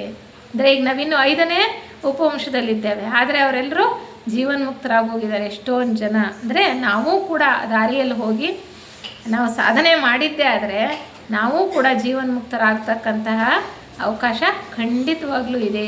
ಇದೇ ಒಂದು ಮಹಾವಂಶದಲ್ಲೇ ನಾವು ಆ ಕಾರ್ಯವನ್ನು ಸಾಧಿಸಲಿ ಅಂತಕ್ಕಂಥದ್ದೇ ಮಹಾತ್ಮರುಗಳ ಒಂದು ಆಶಯ. ಹಾಗೆ ಆಮೇಲೆ ಹೇಳ್ತಾ ಹೋಗ್ತಾರೆ, ನಂತರ ನಾವು ಹೇಳಿದ್ವಲ್ಲ, ಕಿಂಕರರ ಗುಂಪಿನವ್ರು ಮೊದಲು ಜನ್ಮವನ್ನು ಪಡ್ಕೊಂಡ್ರೆ ಜೀವನ್ಮುಕ್ತರು ಅವ್ರ ನಂತರ ಪಡ್ಕೊಳ್ತಾರೆ. ಅದಕ್ಕೆ ಹೇಳ್ತಾರೆ 2ನೇ ತಲೆಮಾರು. ಅವರು ಎಲ್ಲ ನೋಡಿದ್ದನ್ನು ಹೇಳ್ತಾರೆ. 2ನೇ ತಲೆಮಾರಲ್ಲಿ ಯಾರು ಕಾಣ್ತಾರೆ? ಯುರೇನಸ್ಸು, ನೆಪ್ಚೂನ್ ಮತ್ತೆ ಅವ್ರು ಕಾಣಿಸ್ತಾರೆ 2ನೇ ತಲೆಮಾರಲ್ಲಿ. ಮತ್ತು ಈಗ ಜೀವನ್ಮುಕ್ತರಾಗಿರ್ತಕ್ಕಂತಹ ಮಾರ್ಸ್ ಅಂದರೆ ಯಾರು? ಮೌರ್ಯರು. ಥಿಯೋಸಾಫಿಕಲ್ ಸೊಸೈಟಿನ ಪ್ರಾರಂಭ ಮಾಡಿದವರು. ಅವ್ರು ಕೂಡ ಅಲ್ಲಿ ಜನ್ಮವನ್ನು ಪಡ್ಕೊಂಡಿದ್ರು. ಎಲ್ಲಿ? ಈ ಆರ್ಯನ್ ಮಹಾವಂಶ ಪ್ರಾರಂಭ ಆಯ್ತಲ್ಲ, ಪ್ರಾರಂಭ ಕಾಲದಲ್ಲಿ ಆ ಒಂದು 3ನೇ ತಲೆಮಾರಿನಲ್ಲಿ ಮಾರ್ಸ್ ಮತ್ತು ವೀನಸ್ ಇಬ್ಬರು ಕೂಡ ಜನ್ಮವನ್ನು ಪಡ್ಕೊಂಡಿದ್ರು ಅಂತ ಹೇಳ್ತಾರೆ. ಮತ್ತು ಈಗ ಗುರುಗಳಾಗಿರ್ತಕ್ಕಂಥ ಮರ್ಕ್ಯುರಿ ಅಂದರೆ ಕುತೂಮಿಯವರು ಸೆಲೆಸ್ನ ಮಗುವಾಗಿ ಹುಟ್ಟಿರ್ತಾರಂತೆ. ವಲ್ಕನ್ ಅವರೆಲ್ಲ ಜೀವನ್ಮುಕ್ತರಾಗೋಗಿದ್ದಾರೆ. ಆಲ್ಕ್ಯೋನಿಯ ಮಗುವಾಗಿ 3ನೇ ತಲೆಮಾರಿನಲ್ಲಿ ಕಾಣಿಸ್ತಾರೆ. ಆಲ್ಕ್ಯೋನಿ ಅಂದರೆ ಜೆ ಕೃಷ್ಣಮೂರ್ತಿಯವರ ಮಗನಾಗಿ ಹುಟ್ಟಿರ್ತಾರಂತೆ. ನೋಡಿ, ನಾವು ಅಂದ್ಕೊಳ್ತೀವಿ ಅಪ್ಪ ಅಂದರೆ ಭಾಳ ಬೆಳೆದಿರ್ತಕ್ಕಂಥವನು, ಮಗ ಅಂದರೆ ಬೆಳೆದಿಲ್ಲ ಅಂತ ಅನ್ಕೋತೀವಲ್ಲ. ಅಲ್ಲಿ ನೋಡಿ ಹೇಗಿದೆ, ಅಲ್ಲಿ ಯಾವ ರೀತಿಯ ಒಂದು ಇದನ್ನು ನೋಡ್ತೀವಿ. ಆಲ್ಕ್ಯೋನಿಯ ಮಗು, ಆಲ್ಕ್ಯೋನಿ ತಂದೆ ಆಗಿರ್ತಾರೆ. ಅಲ್ಲಿ ವಲ್ಕನ್ ಹುಟ್ಟಿರ್ತಾರೆ, ಆದರೆ ವಲ್ಕನ್ ಈಗಾಗಲೇ ಜೀವನ್ಮುಕ್ತರಾಗೋಗಿದ್ದಾರೆ. ಹಾಗೆ ಅಂದರೆ ಆತ್ಮರುಗಳು ತಂದೆ ಮಗನಾಗ್ಬೋದು, ಅಥವಾ ಗಂಡ ಹೆಂಡತಿ ಆಗ್ಬೋದು, ಸ್ನೇಹಿತರಾಗಿರ್ಬೋದು, ಅಥವಾ ಮಕ್ಕಳಾಗಿರ್ಬೋದು, ಒಂದೇ ತಂದೆಗೆ ಹುಟ್ಟಿದಂಥ ಮಕ್ಕಳಾಗಿರ್ಬೋದು. ಹೀಗೆ ಅನೇಕ ರೀತಿಯ ಒತ್ತಾದ ಸಂಬಂಧದಲ್ಲಿ ಪದೇ ಪದೇ ಜನ್ಮವನ್ನು ಪಡೀತಾ ಇರ್ತಾರೆ. ಯಾಕೆಂದರೆ ಆ ಎಲ್ಲ ಆತ್ಮರುಗಳು ಈ ಸಂಬಂಧದಲ್ಲಿ ಮುಂದುವರೆದು ವಿಕಾಸದಲ್ಲಿ ಮುಂದೆ ಹೋಗ್ತಕ್ಕಂಥ ಅವಕಾಶಗಳು ಅವರಿಗೆ ಜಾಸ್ತಿ ಇರುತ್ತೆ. ಹಾಗೆಯೇ ಇವರುಗಳನ್ನು ಮುಖ್ಯವಾಗಿ ಕಿಂಕರರ ಗುಂಪು ಅಂತ ಏನು ಗುರುತಿಸಿದ್ದಾರೆ, ಅವರು ಮಹಾತ್ಮರ ಯೋಜನೆಯ ಹಾಗೆ ಯಾವ ರೀತಿ ಇಲ್ಲಿ ಉಪವಂಶಗಳು ಮುಂದುವರಿತಾ ಹೋಗಬೇಕೋ ಅವರ ಯೋಜನೆಯ ರೀತಿಯಲ್ಲಿ ನಡ್ಸ್ಕೊಂಡು ಹೋಗೋದಕ್ಕೆ ಇವರೆಲ್ಲರ ಸಹಾಯ ಅವರು ಪಡ್ಕೊಳ್ತಾ ಇರ್ತಾರೆ ಅಂತ. ಯಾಕೆಂದರೆ ಅವರು ಕಿಂಕರರ ಗುಂಪು, ಅವರು ಅವರ ಆಜ್ಞೆಗನುಸಾರವಾಗಿ ನಡೀತಾ ಇರ್ತಾರೆ. ಹೀಗೆ 4ನೇ ತಲೆಮಾರಲ್ಲಿ ಮಾರ್ಸ್ ಮತ್ತು ಮನು ಯಾರು? ವೈವಸ್ವತ ಮನು. ಈಗ ಮಹಾವಂಶದ ಒಂದು ಮನುವಾಗಿದ್ದಾರಲ್ಲ ಅವರು ಮಾರ್ಸ್ ಮತ್ತು ಮರ್ಕ್ಯುರಿಯ ಮಗನಾಗಿ 4ನೇ ತಲೆಮಾರಿನಲ್ಲಿ ಜನ್ಮ ಪಡ್ಕೊಂಡಿರ್ತಾರೆ ಅಂತ ಹೇಳ್ತಾರೆ. ನೋಡಿ, ಈಗಾಗಲೇ ಅವರು ಮನುಗಳಾಗ್ತಕ್ಕಂತಹ ಒಂದು ಹಂತಕ್ಕೆ ತಲುಪಿದ್ದಾರೆ. ಹೀಗೆ 4 ಕಣಿವೆಗಳಲ್ಲಿ ಕರ್ಕೊಂಡು ಹೋಗಿ ಇಲ್ಲಿ ವಿಕಾಸವನ್ನು ಮಾಡಬೇಕು ಅಂತ ಆರಿಸಿರ್ತಕ್ಕಂತಹ ಕೆಲವು ಜೀವರುಗಳನ್ನು ಕರ್ಕೊಂಡು ಹೋಗಿರ್ತಾರಲ್ಲ, ಆವಾಗ ಅಂದ್ಕೊಳ್ತಾ ಇರ್ತಾರೆ ಅಲ್ಲಿ ಆ ಒಂದು ಸೇತುವೆಯ ಮಹಾನಗರ ಇರುತ್ತಲ್ಲ, ಉತ್ತುಂಗ ಸ್ಥಿತಿಯಲ್ಲಿರುತ್ತೆ ನಾಗರಿಕತೆ, ಭಾಳ ಚೆನ್ನಾಗಿ ವೈಭವೋಪೇತವಾದಂತಹ ಜೀವನ ಅಲ್ಲಿ ಎಷ್ಟು ಜನ ಇರ್ತಾರಲ್ಲ, ಅವ್ರು ಅಂದ್ಕೊಳ್ತಾರೆ ಇವ್ರು ಯಾಕೆ ಹೋಗಿ ಕಾಡಿಗೆ ಯಾಕೆ ಹೋಗ್ತಾ ಇದ್ದಾರೆ, ಇವರು ಇಷ್ಟು ಚೆನ್ನಾಗಿರ್ತಕ್ಕಂಥ ಜೀವನ ಬಿಟ್ಬಿಟ್ಟು ಕಾಡಿಗೆ ಹೋಗಿ ನೆಲೆಸ್ತಾ ಇದ್ದಾರಲ್ಲ, ಕಾಡಲ್ಲಿ ಹೋಗಿ ಏನು ಮಾಡ್ತಾರೆ ಇವರು, ಜೀವನ ಮಾಡ್ತಾರೆ ಅಂತ ಅನ್ಕೋತಾರಂತೆ. ಆದರೆ ಅವ್ರಿಗೆ ಹೊರಗಿಂದ ಗೊತ್ತಾಗಲ್ಲ, ಒಳಗಡೆ ಪ್ರೇರಣೆ ಬರ್ತಾ ಇರುತ್ತೆ. ಅವ್ರು ಎಲ್ಲಿ ಮಹಾತ್ಮರುಗಳು ಮನುಗಳಿರ್ತಾರೋ ಅವ್ರ ಹಿಂದೆ ಹೋಗಿ ಅಲ್ಲಿ ಎಲ್ಲಿ ಅವರು ಉಪವಂಶವನ್ನು ಪ್ರಾರಂಭ ಮಾಡಬೇಕು ಅಂತಿರ್ತಾರೋ ಅಲ್ಲಿಗೆ ಹೋಗ್ತಾ ಇರ್ತಾರೆ. ಆ ಒಂದು ಉದ್ದೇಶದಿಂದ ಅವರು ಆ ಕಣಿವೆ ಪ್ರದೇಶಕ್ಕೆ ಹೋಗಿ ಕಾಡಲ್ವಾ ಅದು, ಈ ನಗರ ಇಷ್ಟು ಚೆನ್ನಾಗಿರೋ ಇದು ಬಿಟ್ಬಿಟ್ಟು ಅವರು ಪ್ರಪಂಚನ ಅಲ್ಲಿ ಹೋಗಿದಾರಲ್ಲ ಅಂತ ಅಂದ್ಕೊಳ್ತಕ್ಕಂಥದ್ದು. ಹೀಗೆ ಮತ್ತೆ ಏನು ಮಾಡ್ತಾರೆ ಅಂತಂದರೆ, ನಾವೀಗ ಜ್ಞಾಪಕ ಮಾಡ್ಕೊಂಡಿದ್ದೇ ಆದರೆ ಈಗ 75,000 ಇಸ್ವಿಯಲ್ಲಿ, ಕ್ರಿಸ್ತಪೂರ್ವ 75,000 ಇಸ್ವಿಯಲ್ಲಿ ಅಟ್ಲಾಂಟಿಯನ್ ಮಹಾವಂಶ ಇತ್ತಲ್ಲ, ಆವಾಗ ಸಾಕಷ್ಟು ಪ್ರಳಯಗಳಾಗಿ ಎಷ್ಟೋ ದ್ವೀಪಗಳು ಮುಳುಗೋದು. ಆ ಸಮಯದಲ್ಲೇ ವೈವಸ್ವತ ಮನುಗಳು ಕೆಲವರನ್ನು ಕರ್ಕೊಂಡು ಹೋಗಿ ಅರೇಬಿಯಾ ದೇಶದ ಉತ್ತರ ಭಾಗದಲ್ಲಿ ಪ್ರತ್ಯೇಕವಾಗಿ ಇಟ್ಟು ಅವರ ವಂಶ ಅಭಿವೃದ್ಧಿ ಆಗುವ ಹಾಗೆ ಯೋಜನೆಯನ್ನು ಮಾಡಿ ಅಲ್ಲಿ ಸ್ವಲ್ಪ ಕಾಲ ಇಟ್ಟಿರ್ತಾರೆ. ಆದರೆ ಈ ಅಟ್ಲಾಂಟಿಯನ್ ಉಪವಂಶದವರ ದಾಳಿಯಿಂದ ಅನೇಕ ಸಾರಿ ದಾಳಿಯಾಗಿ ಅವರಲ್ಲಿ ನೆಲೆ ನಿಲ್ಲೋದಕ್ಕೆ ಸಾಧ್ಯ ಆಗಲ್ಲ. ಹಾಗಿರುವಾಗ ಒಂದು ಹಂತದಲ್ಲಿ ಅವರನ್ನು ಮತ್ತೆ ಶಂಬಳ ದ್ವೀಪಕ್ಕೆ ಕರ್ಕೊಂಡು ಬಂದುಬಿಟ್ಟಿರ್ತಾರೆ. ಆದರೆ ಎಲ್ಲರನ್ನೂ ಕರ್ಕೊಂಡ್ಬಂದಿರಲ್ಲ, ಕೆಲವ್ರನ್ನ ಮಾತ್ರ ಕರ್ಕೊಂಡು ಬಂದಿರ್ತಾರೆ, ಕೆಲವ್ರನ್ನ ಅಲ್ಲೇ ಬಿಟ್ಬಿಟ್ಟಿರ್ತಾರೆ. ಈಗ ಮತ್ತೆ ಪರಿಸ್ಥಿತಿಗಳು ಸುಧಾರಿಸಿದ ನಂತರ ಹೇಳ್ತಾರೆ ಅವರು, ಕ್ರಿಸ್ತಪೂರ್ವ 40,000 ವರ್ಷ, ಅದು 75,000, ಈಗ 40,000 ವರ್ಷದಲ್ಲಿ ಮತ್ತೆ ಮಾರ್ಸ್ನ ನಾಯಕತ್ವ ಅಂತಾರೆ. ಮಾರ್ಸ್ ಅಂದರೆ ಯಾರು? ಈಗ ಮೌರ್ಯರು, ಈಗ ಜೀವನ್ಮುಕ್ತರಾಗಿರ್ತಕ್ಕಂಥವ್ರು. ಆಗ ಯಾವಾಗ 2ನೇ ಉಪವಂಶವನ್ನು ಅವರು ಅಭಿವೃದ್ಧಿ ಮಾಡಬೇಕು ಅಂತ ಯೋಜನೆ ಮಾಡ್ತಾರಲ್ಲ, ಆ ಕಾಲದಲ್ಲಿ ಅವರ ನಾಯಕತ್ವದಲ್ಲಿ ಕೆಲವರನ್ನು, ಬೆಳೆದ ಆತ್ಮರುಗಳನ್ನು ಮತ್ತೆ ಅರೇಬಿಯಾ ದೇಶಕ್ಕೆ ಹೋಗುವ ಹಾಗೆ ಯೋಜನೆ ಮಾಡ್ತಾರೆ. ಅಲ್ಲಿ ಮೊದಲು ಬಿಟ್ಟು ಬಂದಿರ್ತಾರೆ, ಅಲ್ಲಿ ಅವರು ನೆಲೆ ನಿಲ್ಲೋದಕ್ಕೆ ಸಾಧ್ಯ ಆಗಲ್ಲ. ಈಗ ಮತ್ತೆ ಕ್ರಿಸ್ತಪೂರ್ವ 40,000ರಲ್ಲಿ ಮತ್ತೆ ಕರ್ಕೊಂಡು ಹೋಗ್ತಾರೆ, ಅಲ್ಲಿ ಕಳಿಸ್ತಾರೆ. ಮಾರ್ಸ್ನ ನಾಯಕತ್ವದಲ್ಲಿ ಅವ್ರನ್ನ ಅಲ್ಲಿಗೆ ಕಳಿಸ್ತಾರೆ. ಅಂದರೆ ಮನು ಹಿಂದೆ ಬಿಟ್ಟು ಬಂದಿದ್ರಲ್ಲ, ಅರೇಬಿಯನ್ನರು ಇದ್ದ ಸ್ಥಳದಲ್ಲೇ ಇರ್ತಾರೆ. ಹಿಂದೆ ಬಿಟ್ಟು ಬಂದಿರ್ತಾರಲ್ಲ ಕೆಲವ್ರನ್ನ, ಅವರು ಅರೇಬಿಯಾ ದೇಶದಲ್ಲೇ ಇರ್ತಾರೆ. ಅಲ್ಲೇ ಅವರು ವಂಶವನ್ನು ಮುಂದುವರ್ಸ್ಕೊಂಡು ಹೋಗ್ತಾ ಅರೇಬಿಯಾ ದೇಶವನ್ನು ಪೂರ್ತಿಯಾಗಿ ಅವರು ಆಕ್ರಮಣ ಮಾಡಿಕೊಂಡಿರ್ತಾರೆ. ಆದರೆ ಅಲ್ಲಿದ್ದಂತಹ ಕೆಲವು ಪರ್ಯಾಯ ದ್ವೀಪಗಳನ್ನು ಕೂಡ ಅವರು ಆಕ್ರಮಿಸ್ಕೊಂಡಿರ್ತಾರೆ. ಹಾಗೆಯೇ ಸೊಮಾಲಿ ದೇಶವನ್ನು ಅವರು ಸಮುದ್ರದ ದಡದಲ್ಲಿದ್ದಂಥದ್ದು, ಮತ್ತು ಹಳೆಯ ಪರ್ಷಿಯಾ ಅಂದರೆ ಈಗ ಇರಾನ್ ಅಂತ ಏನು ಹೇಳ್ತೀವಲ್ಲ ಅದನ್ನು ಕೂಡ, ಮತ್ತು ಮೆಸೊಪಟೋಮಿಯಾ ದೇಶಗಳಲ್ಲೂ ಕೂಡ ಅವರು ಇರ್ತಾರೆ. ಅಲ್ಲಿ ಹಿಂದೆ ಬಿಟ್ಟು ಬಂದಿದ್ರಲ್ಲ ಅವರು ಅಲ್ಲಿರ್ತಾರೆ. ಈಗ ಮತ್ತೆ ಹೆಚ್ಚಾಗಿ ಇವರನ್ನ ಅಭಿವೃದ್ಧಿಗೊಳಿಸಿ ಮತ್ತೆ ಹೆಚ್ಚು ಮುಂದುವರೆದಂತಹ ಈ ಜೀವರುಗಳನ್ನು ಮತ್ತೆ ಅಲ್ಲಿಗೆ ಕರ್ಕೊಂಡು ಹೋಗ್ಬಿಡ್ತಾರೆ. ಯಾಕೆಂದರೆ ಅಲ್ಲಿ ಮತ್ತೆ ಅಭಿವೃದ್ಧಿ ಆಗಬೇಕಲ್ವ, ಅರೇಬಿಯನ್ 2ನೇ ಉಪವಂಶ ಅಭಿವೃದ್ಧಿ ಆಗಲಿ ಅಂತ. ಹೀಗೆ ಮಾರ್ಸ್ ಅವರ ನೇತೃತ್ವದಲ್ಲಿ ಮತ್ತೆ ಅಲ್ಲಿಗೆ ಕಳಿಸ್ಕೊಟ್ಟಾಗ ಈ ವಲಸೆಗಾರರು ಅಂತ ಹೇಳ್ತಾರೆ ಅವ್ರನ್ನ. ಇಲ್ಲಿಂದ ಎಲ್ಲಿದ್ದರು ಇವರು? ಸೇತುವೆ ನಗರ, ಗೋಬಿ ಸಮುದ್ರದ ಅಂಚಿನಿಂದ ಒಂದು 20 ಮೈಲಿ ದೂರ ಇದ್ದಿದ್ದ ಕಣಿವೆಗಳಲ್ಲಿ ಇವ್ರನ್ನ ಸಾಕಷ್ಟು ಬೆಳೆಸಿದ್ರಲ್ಲ, ಅವ್ರನ್ನ ಮತ್ತೆ ಅರೇಬಿಯಾ ದೇಶಕ್ಕೆ ಹೋಗೋ ಹಾಗೆ ಮಾಡ್ತಾರೆ. ಅಂದರೆ ವಲಸೆ ಹೋಗ್ತಾ ಇದ್ದಾರೆ, ನಗರದಿಂದ ಕಾಡಿಗೆ ಹೋಗ್ತಾರೆ, ಈಗ ಕಾಡಿಂದ ಮತ್ತೆ ಅರೇಬಿಯಾ ದೇಶಕ್ಕೆ ಬರ್ತಾರೆ. ಹಾಗೆ ಅವರಲ್ಲಿ 1,50,000 ಜನ ಯೋಧರಿದ್ರಂತೆ, ಯುವಕರು, ಮದುವೆ ಆಗದಲೇ ಇರೋರು. ಮತ್ತು ಹೆಂಗಸರು ಮತ್ತು ಮಕ್ಕಳು ಎಲ್ಲ ಸೇರಿ 1,00,000 ಜನ ಇದ್ದರು ಅಂತ ಹೇಳ್ತಾರೆ. ಅಷ್ಟೇ ಜನ ಇದ್ದಿದ್ದು, ಅವರನ್ನು ವಲಸೆ ಕರ್ಕೊಂಡು ಹೋಗ್ತಾರೆ. ಹಾಗೆ ವಲಸೆ ಹೋದವರು ಮಾರ್ಸ್ನ ನೇತೃತ್ವದಲ್ಲಿ ಸ್ವಲ್ಪ ಕಾಲ ಆದ ನಂತರ ಮನುಗಳಿದಾರಲ್ಲ, ವೈವಸ್ವತ ಮನುಗಳು, ಅವರೇ ಸ್ವತಃ ಅಲ್ಲಿಗೆ ಹೋಗ್ತಾರೆ. ಆ ವಲಸೆಗಾರರ ಗುಂಪನ್ನು ಸೇರಿಕೊಂಡು ಅವರೇ ಆ ಗುಂಪಿನ ನಾಯಕತ್ವವನ್ನು ವಹಿಸ್ಕೊಳ್ತಾರೆ. ಹೀಗೆ ವಹಿಸ್ಕೊಂಡ ನಂತರ ಹಿಂದೆ ಬಿಟ್ಟು ಬಂದಿದ್ದಂತಹ ಪ್ರದೇಶ ಇತ್ತಲ್ಲ, ಅರೇಬಿಯಾದ ಉತ್ತರ ಪ್ರದೇಶ, ಅಲ್ಲಿಗೆ ಹೋಗಬೇಕು ಅಂತ ಇವರು ಪ್ರಯತ್ನ ಮಾಡ್ತಾರೆ. ಆ ಈಜಿಪ್ಟನ್ನು ದಾಟ್ಕೊಂಡು ಹಾಗೇ ಹೋಗ್ತಾರೆ. ಕೆಲವು ಪ್ರದೇಶಗಳನ್ನು ಹಿಂದೆ ಹೇಗೆ ಬಂದಿದ್ರು ಅದೇ ದಾರಿನಲ್ಲಿ ಮತ್ತೆ ಹೋಗ್ತಕ್ಕಂಥ ಪ್ರಯತ್ನವನ್ನು ಮಾಡ್ತಾರೆ.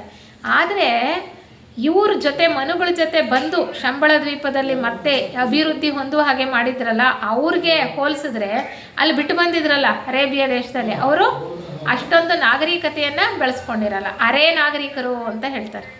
ಅವ್ರಿಗೂ ಇವ್ರಿಗೂ ಅಲ್ಲಿದ್ದವ್ರನ್ನೇ ಕೆಲವ್ರನ್ನ ಇಲ್ಲಿ ಕರ್ಕೊಂಬಂದು ಅಭಿವೃದ್ಧಿ ಮಾಡಿರ್ತಾರೆ. ಈಗ ಮತ್ತೆ ಹೋದಾಗ ಅವ್ರ ಭಾಷೆ ಅವ್ರಿಗೂ ಇವ್ರಿಗೂ ಅರ್ಥನೇ ಆಗಲ್ವಂತೆ. ಇಬ್ಬರಿಗೂ ಭಾಷೆಯ ಒಂದು ವ್ಯತ್ಯಾಸನೂ ಇರುತ್ತೆ, ಅರ್ಥನೂ ಆಗೋದಿಲ್ಲ. ಮತ್ತು ಅವರು ಇವರನ್ನು ಗುರ್ತಿಸೋದೂ ಇಲ್ಲ. ಎಷ್ಟೋ ವರ್ಷಗಳ ಕಾಲ ಆಗೋಗ್ಬಿಟ್ಟಿದೆ, ಎಷ್ಟು ತಲೆಮಾರುಗಳು ಬಂದುಬಿಟ್ಟಿರುತ್ತೆ, ಯಾರಿಗೆ ಗೊತ್ತಿರುತ್ತೆ? ಏನು ಗೊತ್ತಿರಲ್ಲ. ಅಂದರೆ ಅವರಿನ್ನೂ ಅರೆ ನಾಗರಿಕರಾಗಿ ಇರ್ತಾರೆ. ಇವರು ಹೆಚ್ಚು ಅಭಿವೃದ್ಧಿ ಹೊಂದಿ ಅಲ್ಲಿಗೆ ಹೋಗ್ತಾರೆ, ಮತ್ತೆ ವಲಸೆ ಹೋಗ್ತಾರೆ. ಹಾಗಿರುವಾಗ ಅಲ್ಲಿ ಆಳ್ತಾ ಇದ್ದಂತಹ ರಾಜ ಇವರನ್ನ ಅಷ್ಟು ಸುಲಭವಾಗಿ ಒಳಗಡೆ ಬಿಟ್ಕೊಳ್ಳಲ್ಲ. ಮೊದಲು ಇವ್ರ ಮೇಲೆ ದಾಳಿ ಮಾಡ್ತಾರೆ, ಮನುಗಳೇ ಹೋಗಿರ್ತಾರಲ್ಲ, ದಾಳಿ ಮಾಡ್ತಾರೆ. ಮನುಗಳ ನೇತೃತ್ವದಲ್ಲಿ ಹೋಗಿರೋದ್ರಿಂದ ಅವರನ್ನು ಸೋಲಿಸಿದ ಮೇಲೆ ಆ ಸೈನ್ಯವನ್ನು ರಾಜನನ್ನು ಭೇಟಿಯಾಗಬೇಕು ಅಂತ ಇವರು ಕೇಳ್ತಾರೆ. ಅದಷ್ಟು ಸುಲಭವಾಗಿ ಆಗಲ್ಲ, ಆದರೆ ಪ್ರಯತ್ನ ಪಟ್ಟ ನಂತರ ರಾಜನ ಜೊತೆ ಭೇಟಿ ಆಗುತ್ತೆ. ರಾಜನಿಗೆ ಅಷ್ಟಿಷ್ಟ ಇರಲ್ಲ ಇವ್ರನ್ನ ಅಲ್ಲಿ ಸೇರಿಸ್ಕೊಳ್ಳೋಕ್ಕೆ. ಇವ್ರು ಯಾರೋ ವಲಸೆ ಬಂದಿರೋರು, ಇವ್ರು ಯಾರೋ ಏನೋ, ನಮಗೇನು ಗೊತ್ತು ಎಲ್ಲಿಂದ ಬಂದಿದ್ದಾರೋ, ಏನು ಮಾಡಿದ್ದಾರೆ, ಇವ್ರನ್ನ ಯಾಕೆ ನಾವು ಬಿಟ್ಕೋಬೇಕು ಅಂತ ಅಂದ್ಬಿಟ್ಟು ಅವ್ರನ್ನ ಬಿಟ್ಕೊಳ್ಳಲ್ಲ. ಆದರೆ ಇವರು ತುಂಬ ಬಲಶಾಲಿಗಳಾಗಿರ್ತಾರೆ. ಸೈನ್ಯನ ಸೋಲಿಸಿರ್ತಾರಲ್ಲ ಇವರು, ಮತ್ತೆ ಅವ್ರ ಮೇಲೆ ಯುದ್ಧ ಮಾಡ್ತಕ್ಕಂಥ ಧೈರ್ಯ ರಾಜನಿಗಿರಲ್ಲ. ಕೆಲವು ಸಂಧಿ ಅಂದರೆ ಕೆಲವು ಮಾತುಗಳು ಭೇಟಿಗಳಾದ ನಂತರ ಸಂಧಿ ಮಾಡಿಕೊಂಡು ಕೊನೆಯಲ್ಲಿ ಅವ್ರಿಗೆ ಗಡಿ ಪ್ರದೇಶದಲ್ಲಿದ್ದಂತಹ ಒಂದು ವಿಶಾಲವಾದಂತಹ ಜಾಗದಲ್ಲಿ ಇರೋದಕ್ಕೆ ಸಮ್ಮತಿಯನ್ನು ಕೊಡ್ತಾನೆ ರಾಜ. ಪೂರ್ತಿ ದೇಶದೊಳಗೆ ಬಿಟ್ಕೊಳ್ಳಲ್ಲ, ಅಲ್ಲಿರಿ ಅಂತ ಹೇಳಿ ಒಂದು ಪ್ರದೇಶವನ್ನು ಅವರಿಗೆ ಕೊಡ್ತಾನೆ. ಇವರೇನು ಮಾಡ್ತಾರೆ, ಆ ಒಂದು ಅರೇಬಿಯಾ ದೇಶದ ಉತ್ತರ ಭಾಗದಲ್ಲಿ ಒಂದು ಎಲ್ಲಿ ನಿರ್ಜನವಾಗಿದ್ದಂತಹ ಒಂದು ಕಣಿವೆ ಪ್ರದೇಶವನ್ನು ಕೊಡ್ತಾನಲ್ಲ, ಅಲ್ಲಿ ಇವರು ಚೆನ್ನಾಗಿ ಅಭಿವೃದ್ಧಿ ಮಾಡ್ಕೊಳ್ತಾರೆ. ಏಕೆಂದರೆ ಇವರು ತುಂಬ ಬೆಳೆದಂತಹ ನಾಗರಿಕತೆಯಿಂದ ಬಂದಂತಹ ಜನ, ಇವರಿಗೆ ಭಾಳ ಎಲ್ಲವೂ ಕೂಡ ಜ್ಞಾನ ಇರುತ್ತೆ. ಅವ್ರೇನು ಮಾಡ್ತಾರೆ, ವ್ಯವಸಾಯ ಮಾಡ್ತಾರೆ, ಬಾವಿಗಳನ್ನು ತೋಡ್ತಾರೆ, ನೀರನ್ನು ಹಾಯಿಸ್ತಾರೆ, ಅವ್ರ ಬೆಳೆನ ಅವರೇ ಬೆಳ್ಕೊಳ್ಳೋದಕ್ಕೆ ಶುರು ಮಾಡ್ತಾರೆ, ಭಾಳ ಚೆನ್ನಾಗಿ ಅಭಿವೃದ್ಧಿ ಹೊಂದುತ್ತಾರೆ. ಇದನ್ನು ನೋಡಿಬಿಟ್ಟು ರಾಜನಿಗೆ ಸಹಿಸೋದಿಲ್ಲ. ಇಲ್ಲಿ ಯಾರೋ ವಲಸೆಗಾರರು ಬಂದಿರೋರನ್ನ ಸ್ಥಳ ಕೊಟ್ಟರೆ ಇವ್ರು ಇಷ್ಟು ಚೆನ್ನಾಗಿ ಅಭಿವೃದ್ಧಿ ಆಗ್ತಿದ್ದಾರಲ್ಲ, ಇಷ್ಟು ಚೆನ್ನಾಗಿ ಬೆಳೆನೆಲ್ಲ ಬೆಳ್ಕೊಳ್ತಿದ್ದಾರೆ ಅಂದ್ಬಿಟ್ಟು ಅವನೇನು ಮಾಡ್ತಾನೆ, ನೀವು ಬೆಳೆದಿದ್ದ ಬೆಳೆನ ನಮ್ಮ ಪ್ರಜೆಗಳಿಗೆ ಕೊಡಬೇಕು ಅಂತ ಅವನೊಂದು ನಿಯಮ ಹಾಕ್ತಾನೆ. ನೀವು ಬೆಳೆದಿದ್ದ ಬೆಳೆ ನಮಗೆ ಕೊಡಬೇಕು ಅಂತ ಅವನು ಬಯಸ್ತಾನೆ. ಮತ್ತು ಆ ಒಂದು ರಾಜ ಇರ್ತಾನಲ್ಲ ಅಲ್ಲಿ ಹಿಂದೆ ಬಿಟ್ಟು ಬಂದಿದ್ದಂತಹ ಜಾಗದಲ್ಲಿ, ಅವನಿಗೆ ಶತ್ರುಗಳ ಕಾಟ ಇರುತ್ತೆ.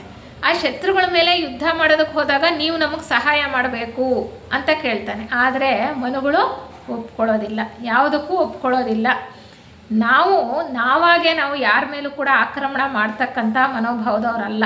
ಯಾರಾದರೂ ಆಕ್ರಮಣ ಮಾಡಿದಾಗ ನಾವು ಅವ್ರಿಗೆ ಉತ್ತರ ಕೊಡ್ತೇವೆ ಹೊರತು ನಾವೇ ಆಕ್ರಮಣ ಮಾಡ್ತಕ್ಕಂಥವ್ರಲ್ಲ. ಅಲ್ಲದೆ ಇವ್ರು ಹೇಳ್ತಕ್ಕಂಥ ನಿಯಮಗಳನ್ನೆಲ್ಲ ಪಾಲಿಸ್ತಾ ಹೋದರೆ ಅಲ್ಲಿ ಅಭಿವೃದ್ಧಿ ಆಗೋದಕ್ಕೆ ಅವಕಾಶ ಇರೋದಿಲ್ಲ. ಹಾಗಾಗಿ ಅವ್ರು ನಿರಾಕರಿಸ್ತಾರೆ. ಯಾರು, ವೈವಸ್ವತ ಮನುಗಳು ಅವರೇ ಇರ್ತಾರಲ್ಲ, ನಾಯಕತ್ವವನ್ನು ವಹಿಸ್ಕೊಂಡಿರ್ತಾರಲ್ಲ ಅವರು.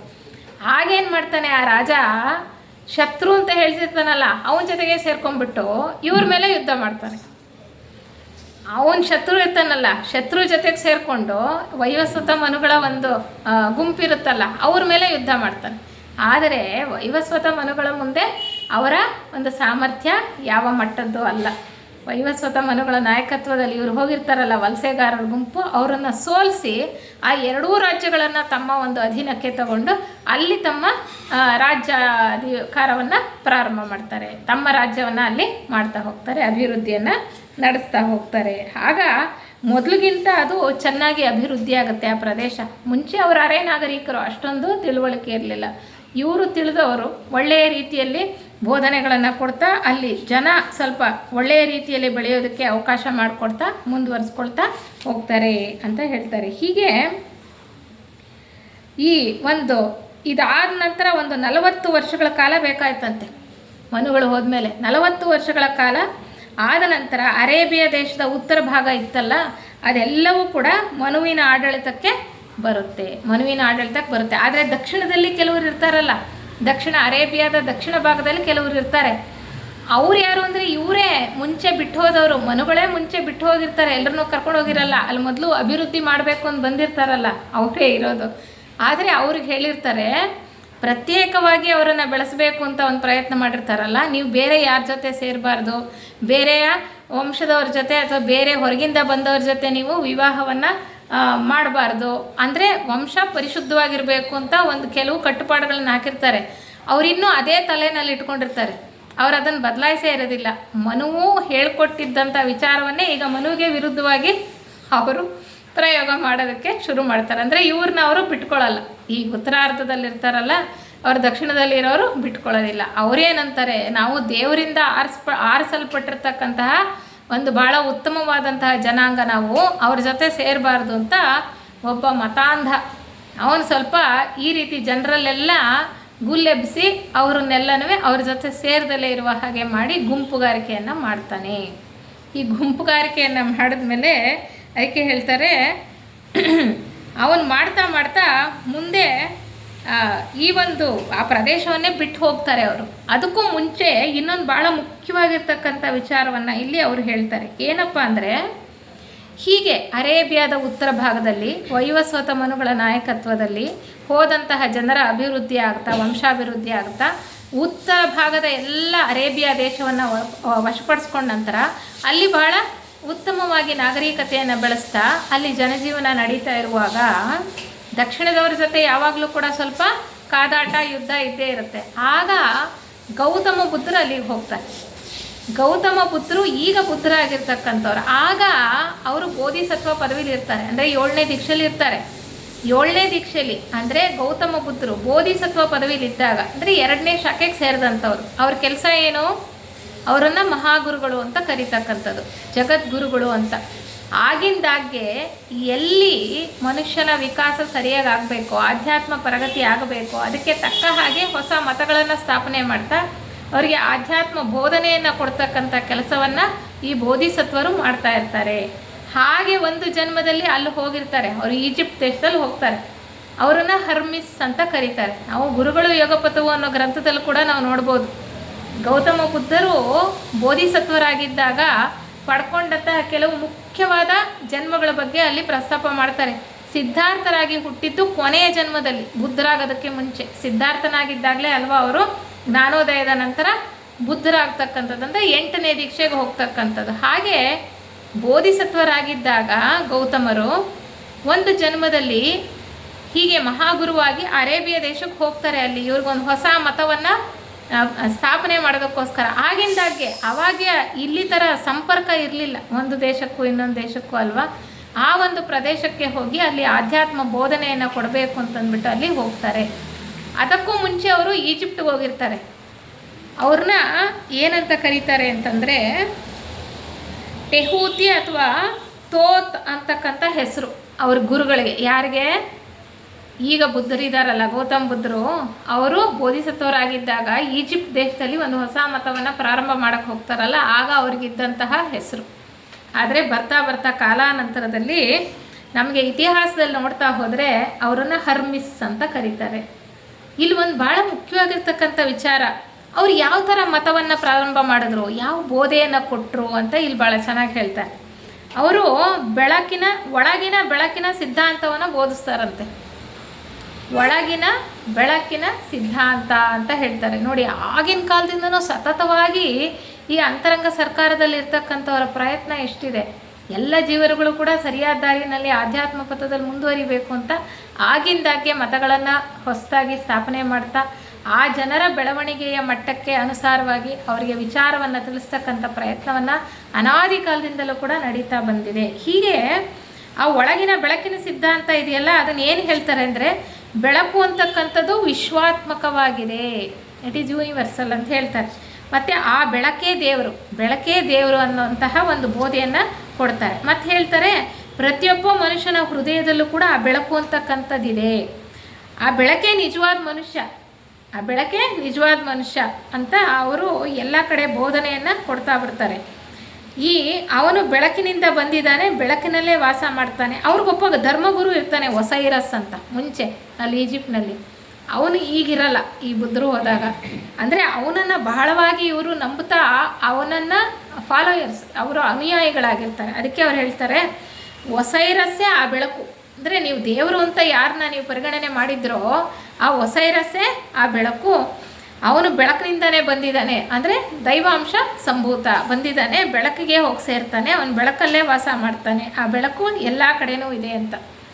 ಈಗಲೂ ಕೂಡ ನಾವು ಆ ಸಿದ್ಧಾಂತ, ನಮ್ಮೊಳಗಡೆ ಬೆಳಕಿದೆ, ಚೈತನ್ಯ ಇದೆ, ಈ ದೇಹ ನಾನಲ್ಲ ಅನ್ನುವಂಥದ್ದು ಈಗಲೂ ಕೂಡ ಬೇರೆ ಬೇರೆ ರೀತಿಯಲ್ಲಿ ಎಷ್ಟು ಮತಗಳನ್ನು ಸ್ಥಾಪನೆ ಮಾಡಿ ಬೋಧನೆಯನ್ನು ಕೊಡ್ತಾನೆ ಇದ್ದಾರೆ. ಆದರೆ ಮನುಷ್ಯ ಮಾತ್ರ ಬದಲಾಗ್ತಾ ಇಲ್ಲ. ಎಷ್ಟು ರೀತಿಯಲ್ಲಿ ಎಷ್ಟು ಥರದಲ್ಲಿ ಬೋಧನೆಯನ್ನು ಕೊಡ್ತಾರೆ. ಈ ಥರ ಕೊಟ್ಟರೆ ಉದ್ಧಾರ ಆಗ್ಬೋದು, ಇಲ್ಲ ಈ ಥರ ಕೊಟ್ಟರೆ ಅರ್ಥೈಸ್ಕೊಂಡು ಸ್ವಲ್ಪ ತನ್ನನ್ನು ತಾನು ಬದಲಾವಣೆ ಮಾಡ್ಕೊಳ್ಬೋದು ಅಂತ ಎಷ್ಟು ರೀತಿಯಲ್ಲಿ ಸತತವಾಗಿ ಪ್ರಯತ್ನ ಮಾಡ್ತಾ ಇದ್ದಾರೆ. ಆದರೂ ಕೂಡ ನಾವು ಇನ್ನು ಬದಲಾವಣೆ ಕಡೆಗೆ ಹೆಚ್ಚು ಗಮನವನ್ನು ಕೊಡೋದಕ್ಕೆ ಹೋಗ್ತಾ ಇಲ್ಲ. ಏಕೆಂದರೆ ಹೊರಗಡೆ ಪ್ರಪಂಚ ಅಷ್ಟು ಚೆನ್ನಾಗಿದೆ, ನಮ್ಮನ್ನು ಆಕರ್ಷಣೀಯವಾಗಿದೆ, ನಮ್ಮನ್ನು ಸೆಳೀತಾ ಇದೆ. ಅದಕ್ಕೆ ಅಲ್ವಾ ಅವ್ರು ಹೇಳ್ತಾರೆ, ಈ ಬೆಳಕು ಅಂತಕ್ಕಂಥದ್ದು ಎಲ್ಲ ಕಡೆನೂ ಇದೆ, ಗುಪ್ತವಾಗಿದೆ ಅಂತಾರೆ. ಈಗ ಬೆಸೆಂಟ್ರು ಕೊಟ್ಟಿರೋದೇನು, ನಾವು ಸಾರ್ವತ್ರಿಕ ಒಂದು ಪ್ರಾರ್ಥನೆ ಮಾಡ್ತೀವಲ್ಲ, ಪ್ರತಿ ಅಣುವಿನಲ್ಲಿಯೂ ಚಲಿಸುತ್ತಿರುವ ಗುಪ್ತ ಚೇತನವೇ, ಪ್ರತಿ ಪ್ರಾಣಿಯಲ್ಲಿಯೂ ಬೆಳಗುತ್ತಿರುವ ಗುಪ್ತ ಜ್ಯೋತಿಯೇ. ಜ್ಯೋತಿ ಅಂದರೆ ಬೆಳಕು ಅಲ್ವಾ. ಎಲ್ಲವನ್ನೂ ಒಂದನ್ನಾಗಿ ಸೇರಿಸಿರುವ ಗುಪ್ತ ಪ್ರೇಮವೇ, ನಿನ್ನೊಡನೆ ಒಂದಾಗಿ ಏನೆಂದು ತಿಳಿದಿರುವ ಪ್ರತಿಯೊಬ್ಬನು ಆ ಕಾರಣದಿಂದಲೇ ಇತರರೊಂದಿಗೂ ತನ್ನ ಐಕ್ಯತೆಯನ್ನು ಅರಿಯಲಿ. ಅನಿಬೆಸೆಂಟ್ರೇ ಹೆರಾಕ್ಲಿಸ್ ಆಗಿದ್ದವರು, ಅಷ್ಟು ಸಾರಿ ಎಲ್ಲ ಹೆರಾಕ್ಲಿಸ್ ಅಂತ ಅವ್ರಿಗೆ ಹೆಸರು ಕೊಟ್ಟಿರೋದು. ಎಷ್ಟು ಜನ್ಮಗಳನ್ನು ಪಡ್ಕೊಂಡು ಬಂದಿದ್ದಾರೆ, ಎಷ್ಟು ಜನ್ಮಗಳಲ್ಲಿ ಎಷ್ಟೆಷ್ಟು ಕೆಲಸ ಆ ಒಂದು ಜೀವನ್ಮುಕ್ತರಾಗಿರ್ತಕ್ಕಂಥವರ ಒಂದು ಒಡನಾಟದಲ್ಲಿ ಅನುಯಾಯಿಗಳಾಗಿ ಎಷ್ಟು ಕೆಲಸವನ್ನು ಮಾಡ್ಕೊಂಡು ಬಂದಿದ್ದಾರೆ ಅನ್ನುವಂಥದ್ದನ್ನು ನಾವು ತಿಳ್ಕೊಳ್ಬೋದು. ಅವ್ರು ಹೇಳ್ತಾರೆ, ಈ ಒಂದು ಹೊಸ ಮತವನ್ನು ಪ್ರಾರಂಭ ಮಾಡಿ ಈಜಿಪ್ಟ್ನಲ್ಲಿ ಮಾಡಿದರು ಅಂತ ಹೇಳಿದ್ವಲ್ಲ, ಅಲ್ಲಿ ಪ್ರತಿಯೊಬ್ಬ ಮನುಷ್ಯನಿಗೂ ಯಾವುದೇ ಸಂಸ್ಕಾರ ಅಥವಾ ಆಚರಣೆಗಿಂತ ಆ ಸತ್ಯ, ಬೆಳಕು ನನ್ನೊಳಗಡೆ ಇದೆ, ಮನುಷ್ಯನ ಒಳಗಡೆ ಅಂತ ಹೇಳ್ತಾರಲ್ಲ, ಆ ಸತ್ಯವೇ ಹೆಚ್ಚು ಸಮೀಪದಲ್ಲಿದೆ. ನೀವು ಹೊರಗಡೆ ಬರೀ ಸಂಸ್ಕಾರಗಳನ್ನು ಆಚರಣೆಗಳನ್ನು ಹಿಡ್ಕೊಂಡಿದ್ದೀರ, ಈಗಲೂ ಬಿಟ್ಟಿಲ್ಲ ನಾವು. 5ನೆಯ ಉಪವಂಶ ಬಂದರೂ ಬಿಟ್ಟಿಲ್ಲ. ಅವ್ರು ಹೇಳ್ತಾ ಇರೋದು 2ನೇ ಉಪವಂಶದ ವಿಚಾರ ಅಲ್ವಾ. ಆಗ ಈ ರೀತಿಯ ಒಂದು ಬೋಧನೆಯನ್ನು ಕೊಡ್ತಾರೆ. ಮನುಷ್ಯನಿಗೆ ತಿಳುವಳಿಕೆ ಉಂಟಾದಾಗ ಈ ಆಚರಣೆಗಳನ್ನು ಮೀರ್ತಾನೆ, ಅದನ್ನು ಬಿಟ್ಟು ಮುಂದಕ್ಕೆ ಹೋಗ್ತಾನೆ. ಅಂದರೆ ಆ ಬೆಳಕಿನಿಂದ ಬಂದಿದ್ದಾನಲ್ಲ, ಆ ಬೆಳಕಿಗೆ ಹೋಗಿ ಸೇರ್ತಾನೆ ಅಂತ. ಆ ಬೆಳಕಿಗೆ ಅವರು ಅಮುನ್ರಾ ಅಂತಕ್ಕಂಥ ಒಂದು ಹೆಸರನ್ನು ಹೇಳ್ತಾರೆ. ಹೀಗೆ ಎಲ್ಲವೂ ಆ ಬೆಳಕಿನಿಂದ ಬಂದಿದೆ ಅಂತ ಹೇಳ್ತಾ ಹೋಗ್ತಾರೆ. ಹೀಗೆ ಅವರು ಬೋಧನೆಯನ್ನು ಕೊಟ್ಟ ನಂತರ ಈಜಿಪ್ಟ್ನಲ್ಲಿ ಹರ್ಮಿಸ್ ಅಂತ ಅವ್ರನ್ನ ಕರೀತಾರಲ್ಲ, ಈಗ ಬುದ್ಧರಾಗಿರ್ತಕ್ಕಂಥವ್ರನ್ನ, ಅಲ್ಲಿ ಚಕ್ರವರ್ತಿ ಏನು ಮಾಡ್ದ, ಒಂದು ಧ್ಯೇಯವಾಕ್ಯವನ್ನು ಸೂಚಿಸಿದ್ರು. ಅವರು ಮಹಾಗುರುಗಳು ಅಲ್ಲಿ ಚಕ್ರವರ್ತಿಗೆ ಒಂದು ಧ್ಯೇಯವಾಕ್ಯವನ್ನು ಸೂಚಿಸಿದ್ರು, ಎಲ್ರಿಗೂ, ಆ ಪ್ರಜೆಗಳಿಗೂ ಎಲ್ರಿಗೂ. ಏನಪ್ಪ ಅಂದರೆ, ಬೆಳಕನ್ನು ಅನ್ವೇಷಿಸು, ನಿನ್ನೊಳಗಡೆನೇ ಬೆಳಕಿದೆ, ಹೊರಗಡೆ ನೋಡಬೇಡ, ಆ ಬೆಳಕನ್ನು ಅನ್ವೇಷಣೆ ಮಾಡ್ತಾ ಹೋಗು ನಿನ್ನೊಳಗಡೆನೆ ಅಂತ. ಇವರೇನು ಮಾಡಿದ್ರು, ಆ ಧ್ಯೇಯವಾಕ್ಯವನ್ನು ಚಕ್ರವರ್ತಿ ಏನು ಮಾಡ್ದ, ನೀನೇ ಆ ಬೆಳಕು ಪ್ರಕಾಶಿಸಲಿ ಅಂದ್ಬಿಟ್ಟು ದೊಡ್ಡ ದೊಡ್ಡ ದೇವಸ್ಥಾನಗಳನ್ನು ಕಟ್ಟಿಸಿ ಆ ದೇವಸ್ಥಾನಗಳ ಮಹಾದ್ವಾರದ ಮೇಲೆಲ್ಲ ಈ ಧ್ಯೇಯವಾಕ್ಯವನ್ನು ಕೆತ್ತಿಸ್ತಾನೆ ಅಲ್ವಾ. ಆಮೇಲೆ ಜನ ಏನು ಮಾಡ್ತಾರೆ, ಎಲ್ರಿಗೂ ಭಾಳ ಒಂಥರ ಹುಮ್ಮಸ್ಸು, ಏನೋ ಧ್ಯೇಯವಾಕ್ಯ ಕೊಟ್ಬಿಟ್ಟಿದ್ದಾರೆ, ನಮಗೇನೋ ಒಂದು ಸತ್ಯ ಅಂತಕ್ಕಂಥದ್ದು ಸಿಕ್ಕುತ್ತೆ. ಆದರೆ ನಾವೇನು ಮಾಡ್ತೀವಿ, ಬರೀ ವಾಕ್ಯ ಹಿಡ್ಕೋತೀವಿ. ನಮ್ಮಲ್ಲಿ ಬದಲಾವಣೆ ತರ್ಕೊಳ್ಳೋದಕ್ಕಿಂತ, ಅನುಷ್ಠಾನ ಮಾಡೋದಕ್ಕಿಂತ ವಾಕ್ಯ ಹಿಡ್ಕೊಳ್ಳೋದು, ಸಂಪ್ರದಾಯ ಕೊಟ್ಟರೆ ಸಂಪ್ರದಾಯ ಹಿಡ್ಕೊಳ್ಳೋದು, ವ್ರತಗಳನ್ನ ಹಿಡ್ಕೊಳ್ಳೋದು, ಆಚರಣೆ ಹಿಡ್ಕೊಳ್ಳೋದು, ಒಳಗಿರೋ ಸತ್ಯ ಬಿಟ್ಬಿಡೋದು. ಅದೇ ಅಲ್ವಾ ಮನುಷ್ಯನ ಸ್ವಭಾವ. ಹಾಗೆ ಏನು ಮಾಡ್ತಾರಂತೆ ಜನ, ಅವರವರ ಸಾಮರ್ಥ್ಯಕ್ಕೆ, ಅವರವರಿಗೆ ಸಾಧ್ಯ ಇದ್ದಷ್ಟು, ಕೆಲವರು ಚಿನ್ನ, ಬೆಳ್ಳಿ ಅಥವಾ ಬೆಳೆ ಬಾಳ್ತಕ್ಕಂಥ ಲೋಹಗಳಲ್ಲೆಲ್ಲ ಈ ಕೆತ್ತನೆಯನ್ನು ಕೆತ್ತಿಸ್ಬಿಟ್ಟು ಮನೆ ಮುಂದೆ ಹಾಕ್ಕೊಳ್ಳೋದು. ಮನೆ ಮುಂದೆ ಬಾಗಿಲಿಗೆ ನಾವು ಹಾಕಿದ್ದೀವಲ್ಲ ಈಗ, ಅಲ್ಲಿರುವುದು ನಮ್ಮೆಲ್ಲರ ಮನೆ, ಇಲ್ಲಿರುವುದು ಸುಮ್ಮನೆ. ಹಾಗೆ ಅಲ್ಲ, ಯಾವ ಥರ ಮನುಷ್ಯನ ಸ್ವಭಾವ ಅಂತ. ಹಾಗೆ ಎಲ್ಲರೂ ಕೆತ್ತಿಸ್ಬಿಟ್ಟು ಅವ್ರ ಮನೆ ಮುಂದೆ ಹಾಕ್ಕೊಂಡಿದ್ರಂತೆ, ಹಾಕ್ಕೊಳ್ಳೋಕೆ ಪ್ರಾರಂಭ ಮಾಡ್ತಾರೆ. ಕೆಲವರು ಚಿನ್ನದ ಲೋಹದಿಂದ ತಯಾರು ಮಾಡಿರ್ತಕ್ಕಂಥ ಒಂದು ಪ್ಲೇಟ್ಗಳು, ಅದ್ರ ಮೇಲೆ ಕೊರೆಸಿ ಅದನ್ನು ಹಾಕ್ಕೊಳ್ಳೋದು. ಕೆಲವರು ಸಾಮರ್ಥ್ಯ, ದುಡ್ಡಿಲ್ದಲೇ ಇರ್ತಕ್ಕಂಥವ್ರು ಜೇಡಿ ಮಣ್ಣು, ಸುಟ್ಟು ಜೇಡಿ ಮಣ್ಣು ಇರುತ್ತಲ್ಲ, ಅದ್ರ ಮೇಲೆ ಕೊರೆಸಿ ಹಾಕ್ಕೊಂಡ್ರು. ಒಟ್ಟಿನಲ್ಲಿ ಬರೀ ಧ್ಯೇಯವಾಕ್ಯ ಹಾಕ್ಕೊಂಡ್ರು. ಹೆಚ್ಚು ಜಾಸ್ತಿಯಾಗಿ ಮುಂದುವರೆದು ಹೋದವರು ಬಹಳ ಕಡಿಮೆ ಜನ. ಮುಂದುವರೆದು ಹೋದವರು ಪ್ರತಿ ಉಪವಂಶದಲ್ಲೂ ಇದ್ದೇ ಇದ್ದಾರೆ, ಆದರೆ ಕಡಿಮೆ ಜನ. ಹೆಚ್ಚು ಜನ ಇದನ್ನೇ ಹಿಡ್ಕೊಂಡು ಕೂತರು ಅಂತ ಹೇಳ್ತಾ ಬರ್ತಾರೆ. ಈ ಒಂದು ಘಟ್ಟದಲ್ಲಿ ಇಲ್ಲಿ ಅರೇಬಿಯಾ ದೇಶದಲ್ಲಿ ಉತ್ತರ ಮತ್ತು ದಕ್ಷಿಣದ ಭಾಗದ ಜನರಿಗೆ ಹೇಗೆ ಒಂದು ತಿಕ್ಕಾಟ, ಯುದ್ಧ ನಡೀತಾ ಇರುತ್ತಲ್ಲ, ಆ ಸಮಯದಲ್ಲಿ ಈ ರೀತಿಯ ಬೋಧನೆಯನ್ನು ಕೊಟ್ಟಿದ್ರಲ್ಲ ಯಾರು, ಗೌತಮರು ಬೋಧಿಸತ್ವರಾಗಿದ್ದಾಗ, ಹರ್ಮಿಸ್ ಅಂತ ಅನ್ನುವಂಥ ಹೆಸರಿನಲ್ಲಿ ಈಜಿಪ್ಟ್ನಲ್ಲಿ, ಅವರು ಅರೇಬಿಯಾ ದೇಶಕ್ಕೆ ಬರ್ತಾರೆ. ಆ ಮತ ಏನು ಸ್ಥಾಪನೆ ಮಾಡಿರ್ತಾರೋ ಈಜಿಪ್ಟ್ನಲ್ಲಿ, ಆ ಸಿದ್ಧಾಂತವನ್ನು ಇವ್ರಿಗೂ ಕೂಡ ಅಲ್ಲಿ ಬೋಧನೆಯನ್ನು ಮಾಡೋದಕ್ಕೋಸ್ಕರ ಬರ್ತಾರೆ ಅಂತ ಹೇಳ್ತಾರೆ. ಮುಂದೆ ಆರ್ಯನ್ನರ 2ನೇ ಉಪವಂಶರು ಇರ್ತಕ್ಕಂಥ ಸ್ಥಳಕ್ಕೆ ಬಂದು ಮತ್ತೆ ಅಂತರಂಗದ ಬೆಳಕಿನ ಸಿದ್ಧಾಂತವನ್ನು ಅವರು ಬೋಧಿಸ್ತಾ ಹೋಗ್ತಾರೆ ಅಂತ. ಹೀಗೆ ಹೇಗೆ ನಡೀತಾ ಇದೆ ಕೆಲಸ ಕಾರ್ಯ ಅನ್ನೋದು ನಾವು ಒಂದು ಪಕ್ಷಿ ನೋಟವನ್ನು ಪಡ್ಕೊಳ್ಬೋದು.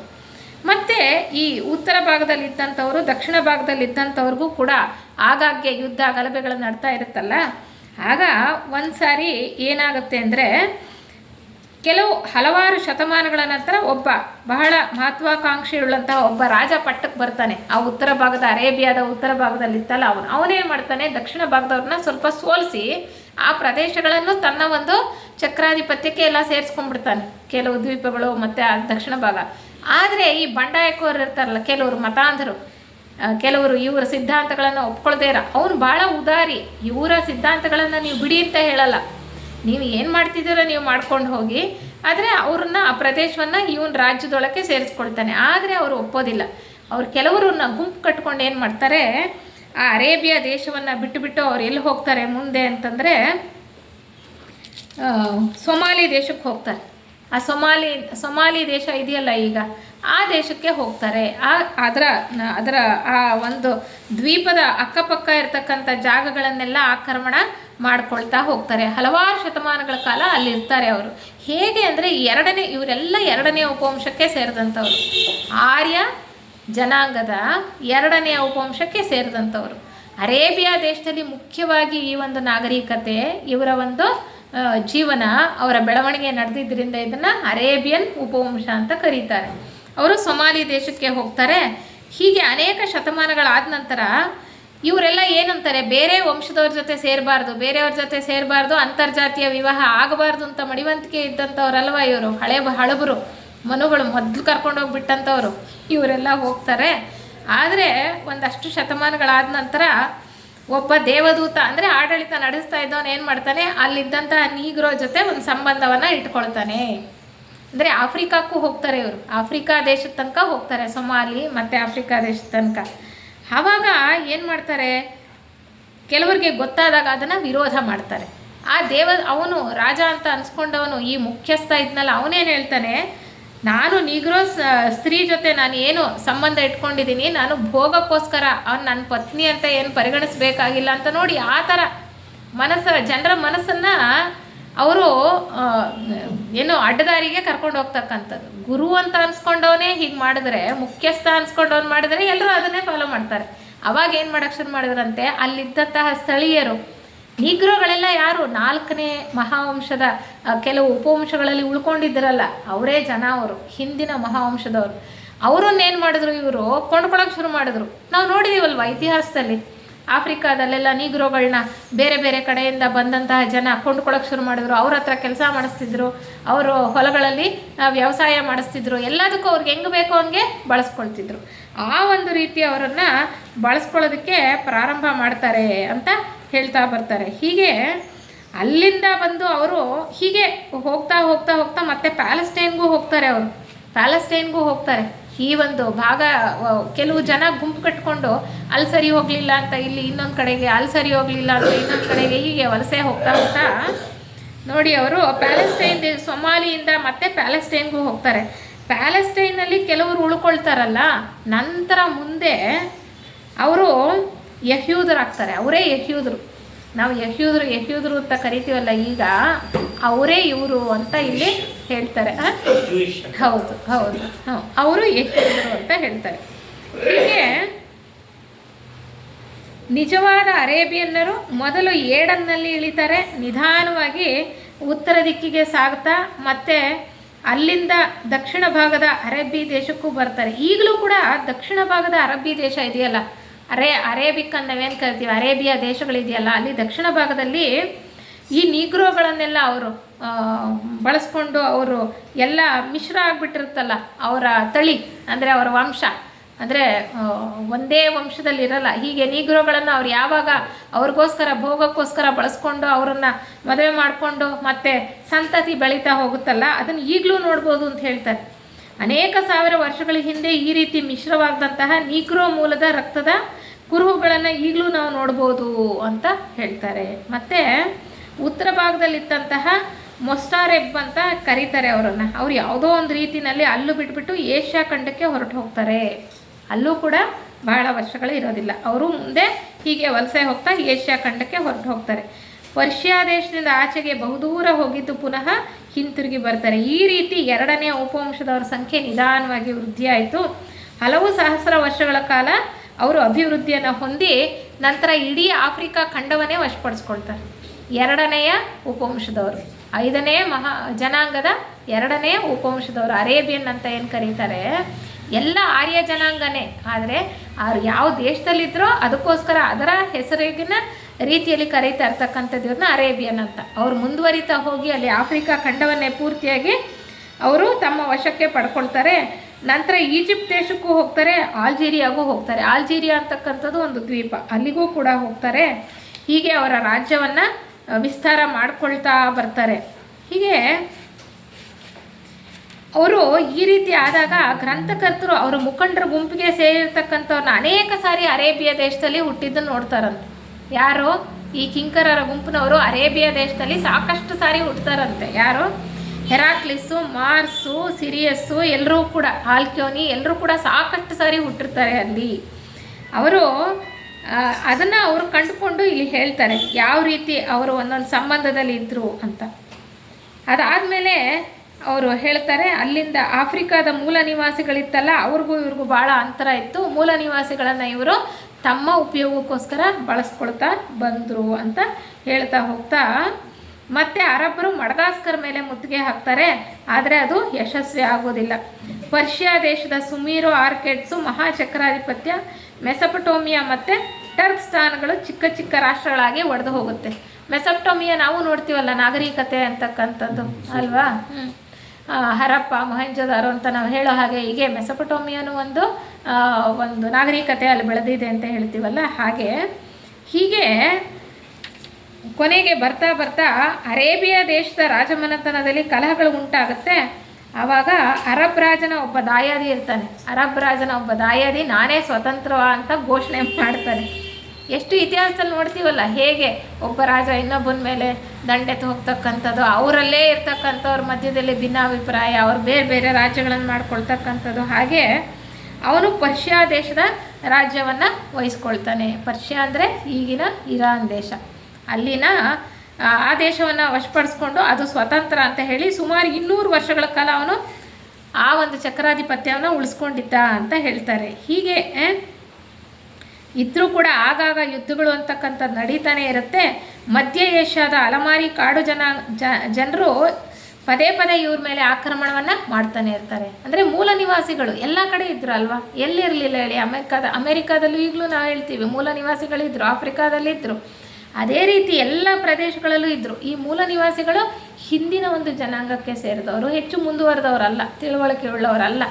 ಆದರೆ ಇವ್ರು ಹೋಗಿ ಅಲ್ಲಿ ಸೇರಿಕೊಂಡಾಗ ಇವ್ರಿಗೂ ಘರ್ಷಣೆಗಳು, ಯುದ್ಧಗಳು ನಡೀತಾನೆ ಇತ್ತು ಅಂತ ಹೇಳ್ತಾ ಕೊನೆಗೆ ಹೇಳ್ತಾರೆ, ಪರ್ಷಿಯಾ ಮತ್ತು ಚಾಲ್ಡಿಯಾ ದೇಶಗಳಿದ್ದಂತಹ ಅರೇಬಿಯನ್ ಚಕ್ರಾಧಿಪತ್ಯ ಸಂಪೂರ್ಣವಾಗಿ ಬಿದ್ದು ಹೋಗುತ್ತೆ. ನಂತರ ಹಲವಾರು ವರ್ಷಗಳ ಕಾಲ ಅರಾಜಕತೆ, ರಕ್ತಪಾತಗಳು ನಡೀತಾ ಹೋಗುತ್ತೆ ಅಂತ.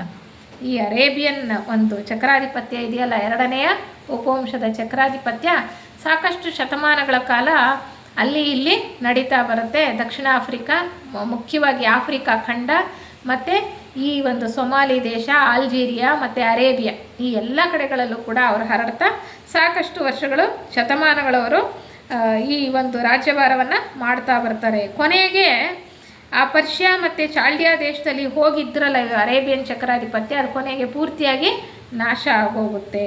ಅದಾದ ನಂತರ ಸಾಕಷ್ಟು ಕಾಲ ಮತ್ತೆ ಇನ್ನೊಂದು ಜನಾಂಗ ಬರೋದಕ್ಕೆ ಮುಂಚೆ ಸಾಕಷ್ಟು ಅಲ್ಲಿ ರಕ್ತಪಾತಗಳು, ಅರಾಜಕತೆ ಅಂತಕ್ಕಂಥದ್ದು ಇರುತ್ತೆ. ಇದೆಲ್ಲ ಆದ ನಂತರ ಮತ್ತೆ ಮನು 3ನೆಯ ಉಪವಂಶದ ಜನರನ್ನು ಪರ್ಷಿಯಾ ದೇಶಕ್ಕೆ ಕರ್ಕೊಂಡು ಹೋಗ್ತಾನೆ. ಇಲ್ಲಿಗೆ 2ನೆಯ ಉಪವಂಶದ ಒಂದು ಕತೆ ಮುಗಿಯುತ್ತೆ ಅವ್ರು ಹೇಳ್ತಕ್ಕಂಥದ್ದು.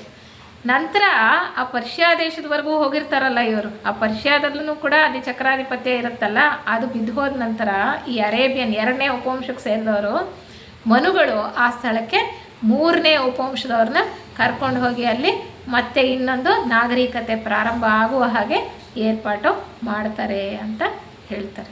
ಅಷ್ಟು ಈ ಒಂದು ಅಧ್ಯಾಯದಲ್ಲಿ ಕೊಟ್ಟಿರ್ತಕ್ಕಂಥ ವಿಚಾರ. ಮುಂದೆ ನೋಡ್ತಾ ನೋಡ್ತಾ ಏನೇನು ಕೊಡ್ತಾರೆ, ಏನೇನು ಹೇಳ್ತಾರೆ ಅಂತ ನೋಡ್ತಾ ಹೋಗೋಣ. ಒಂದೊಂದು ಕ್ಲಾಸಲ್ಲಿ ಒಂದೊಂದು ಉಪವಂಶದ ಬಗ್ಗೆ ತಿಳ್ಕೊಳ್ಳೋ ಪ್ರಯತ್ನ ಮಾಡೋಣ. ಈಗಾಗಲೇ 5ನೆಯ ಮಹಾಜನಾಂಗ ಅಂದರೆ ಜನಾಂಗ, 5ನೆಯ ಮಹಾವಂಶದ 2 ಉಪವಂಶಗಳ ಬಗ್ಗೆ ತಿಳ್ಕೊಂಡ್ವಿ. 1, 2, 3, 4 ಆದರೆ ನಾವು 5ನೇ ಉಪವಂಶದಲ್ಲೇ ಇದ್ದೇವೆ. ಅಂದರೆ ಪ್ರಸ್ತುತ ಅಂದರೆ ಭೂತಕಾಲದ್ದೆಲ್ಲ ಮುಗಿಯುತ್ತೆ.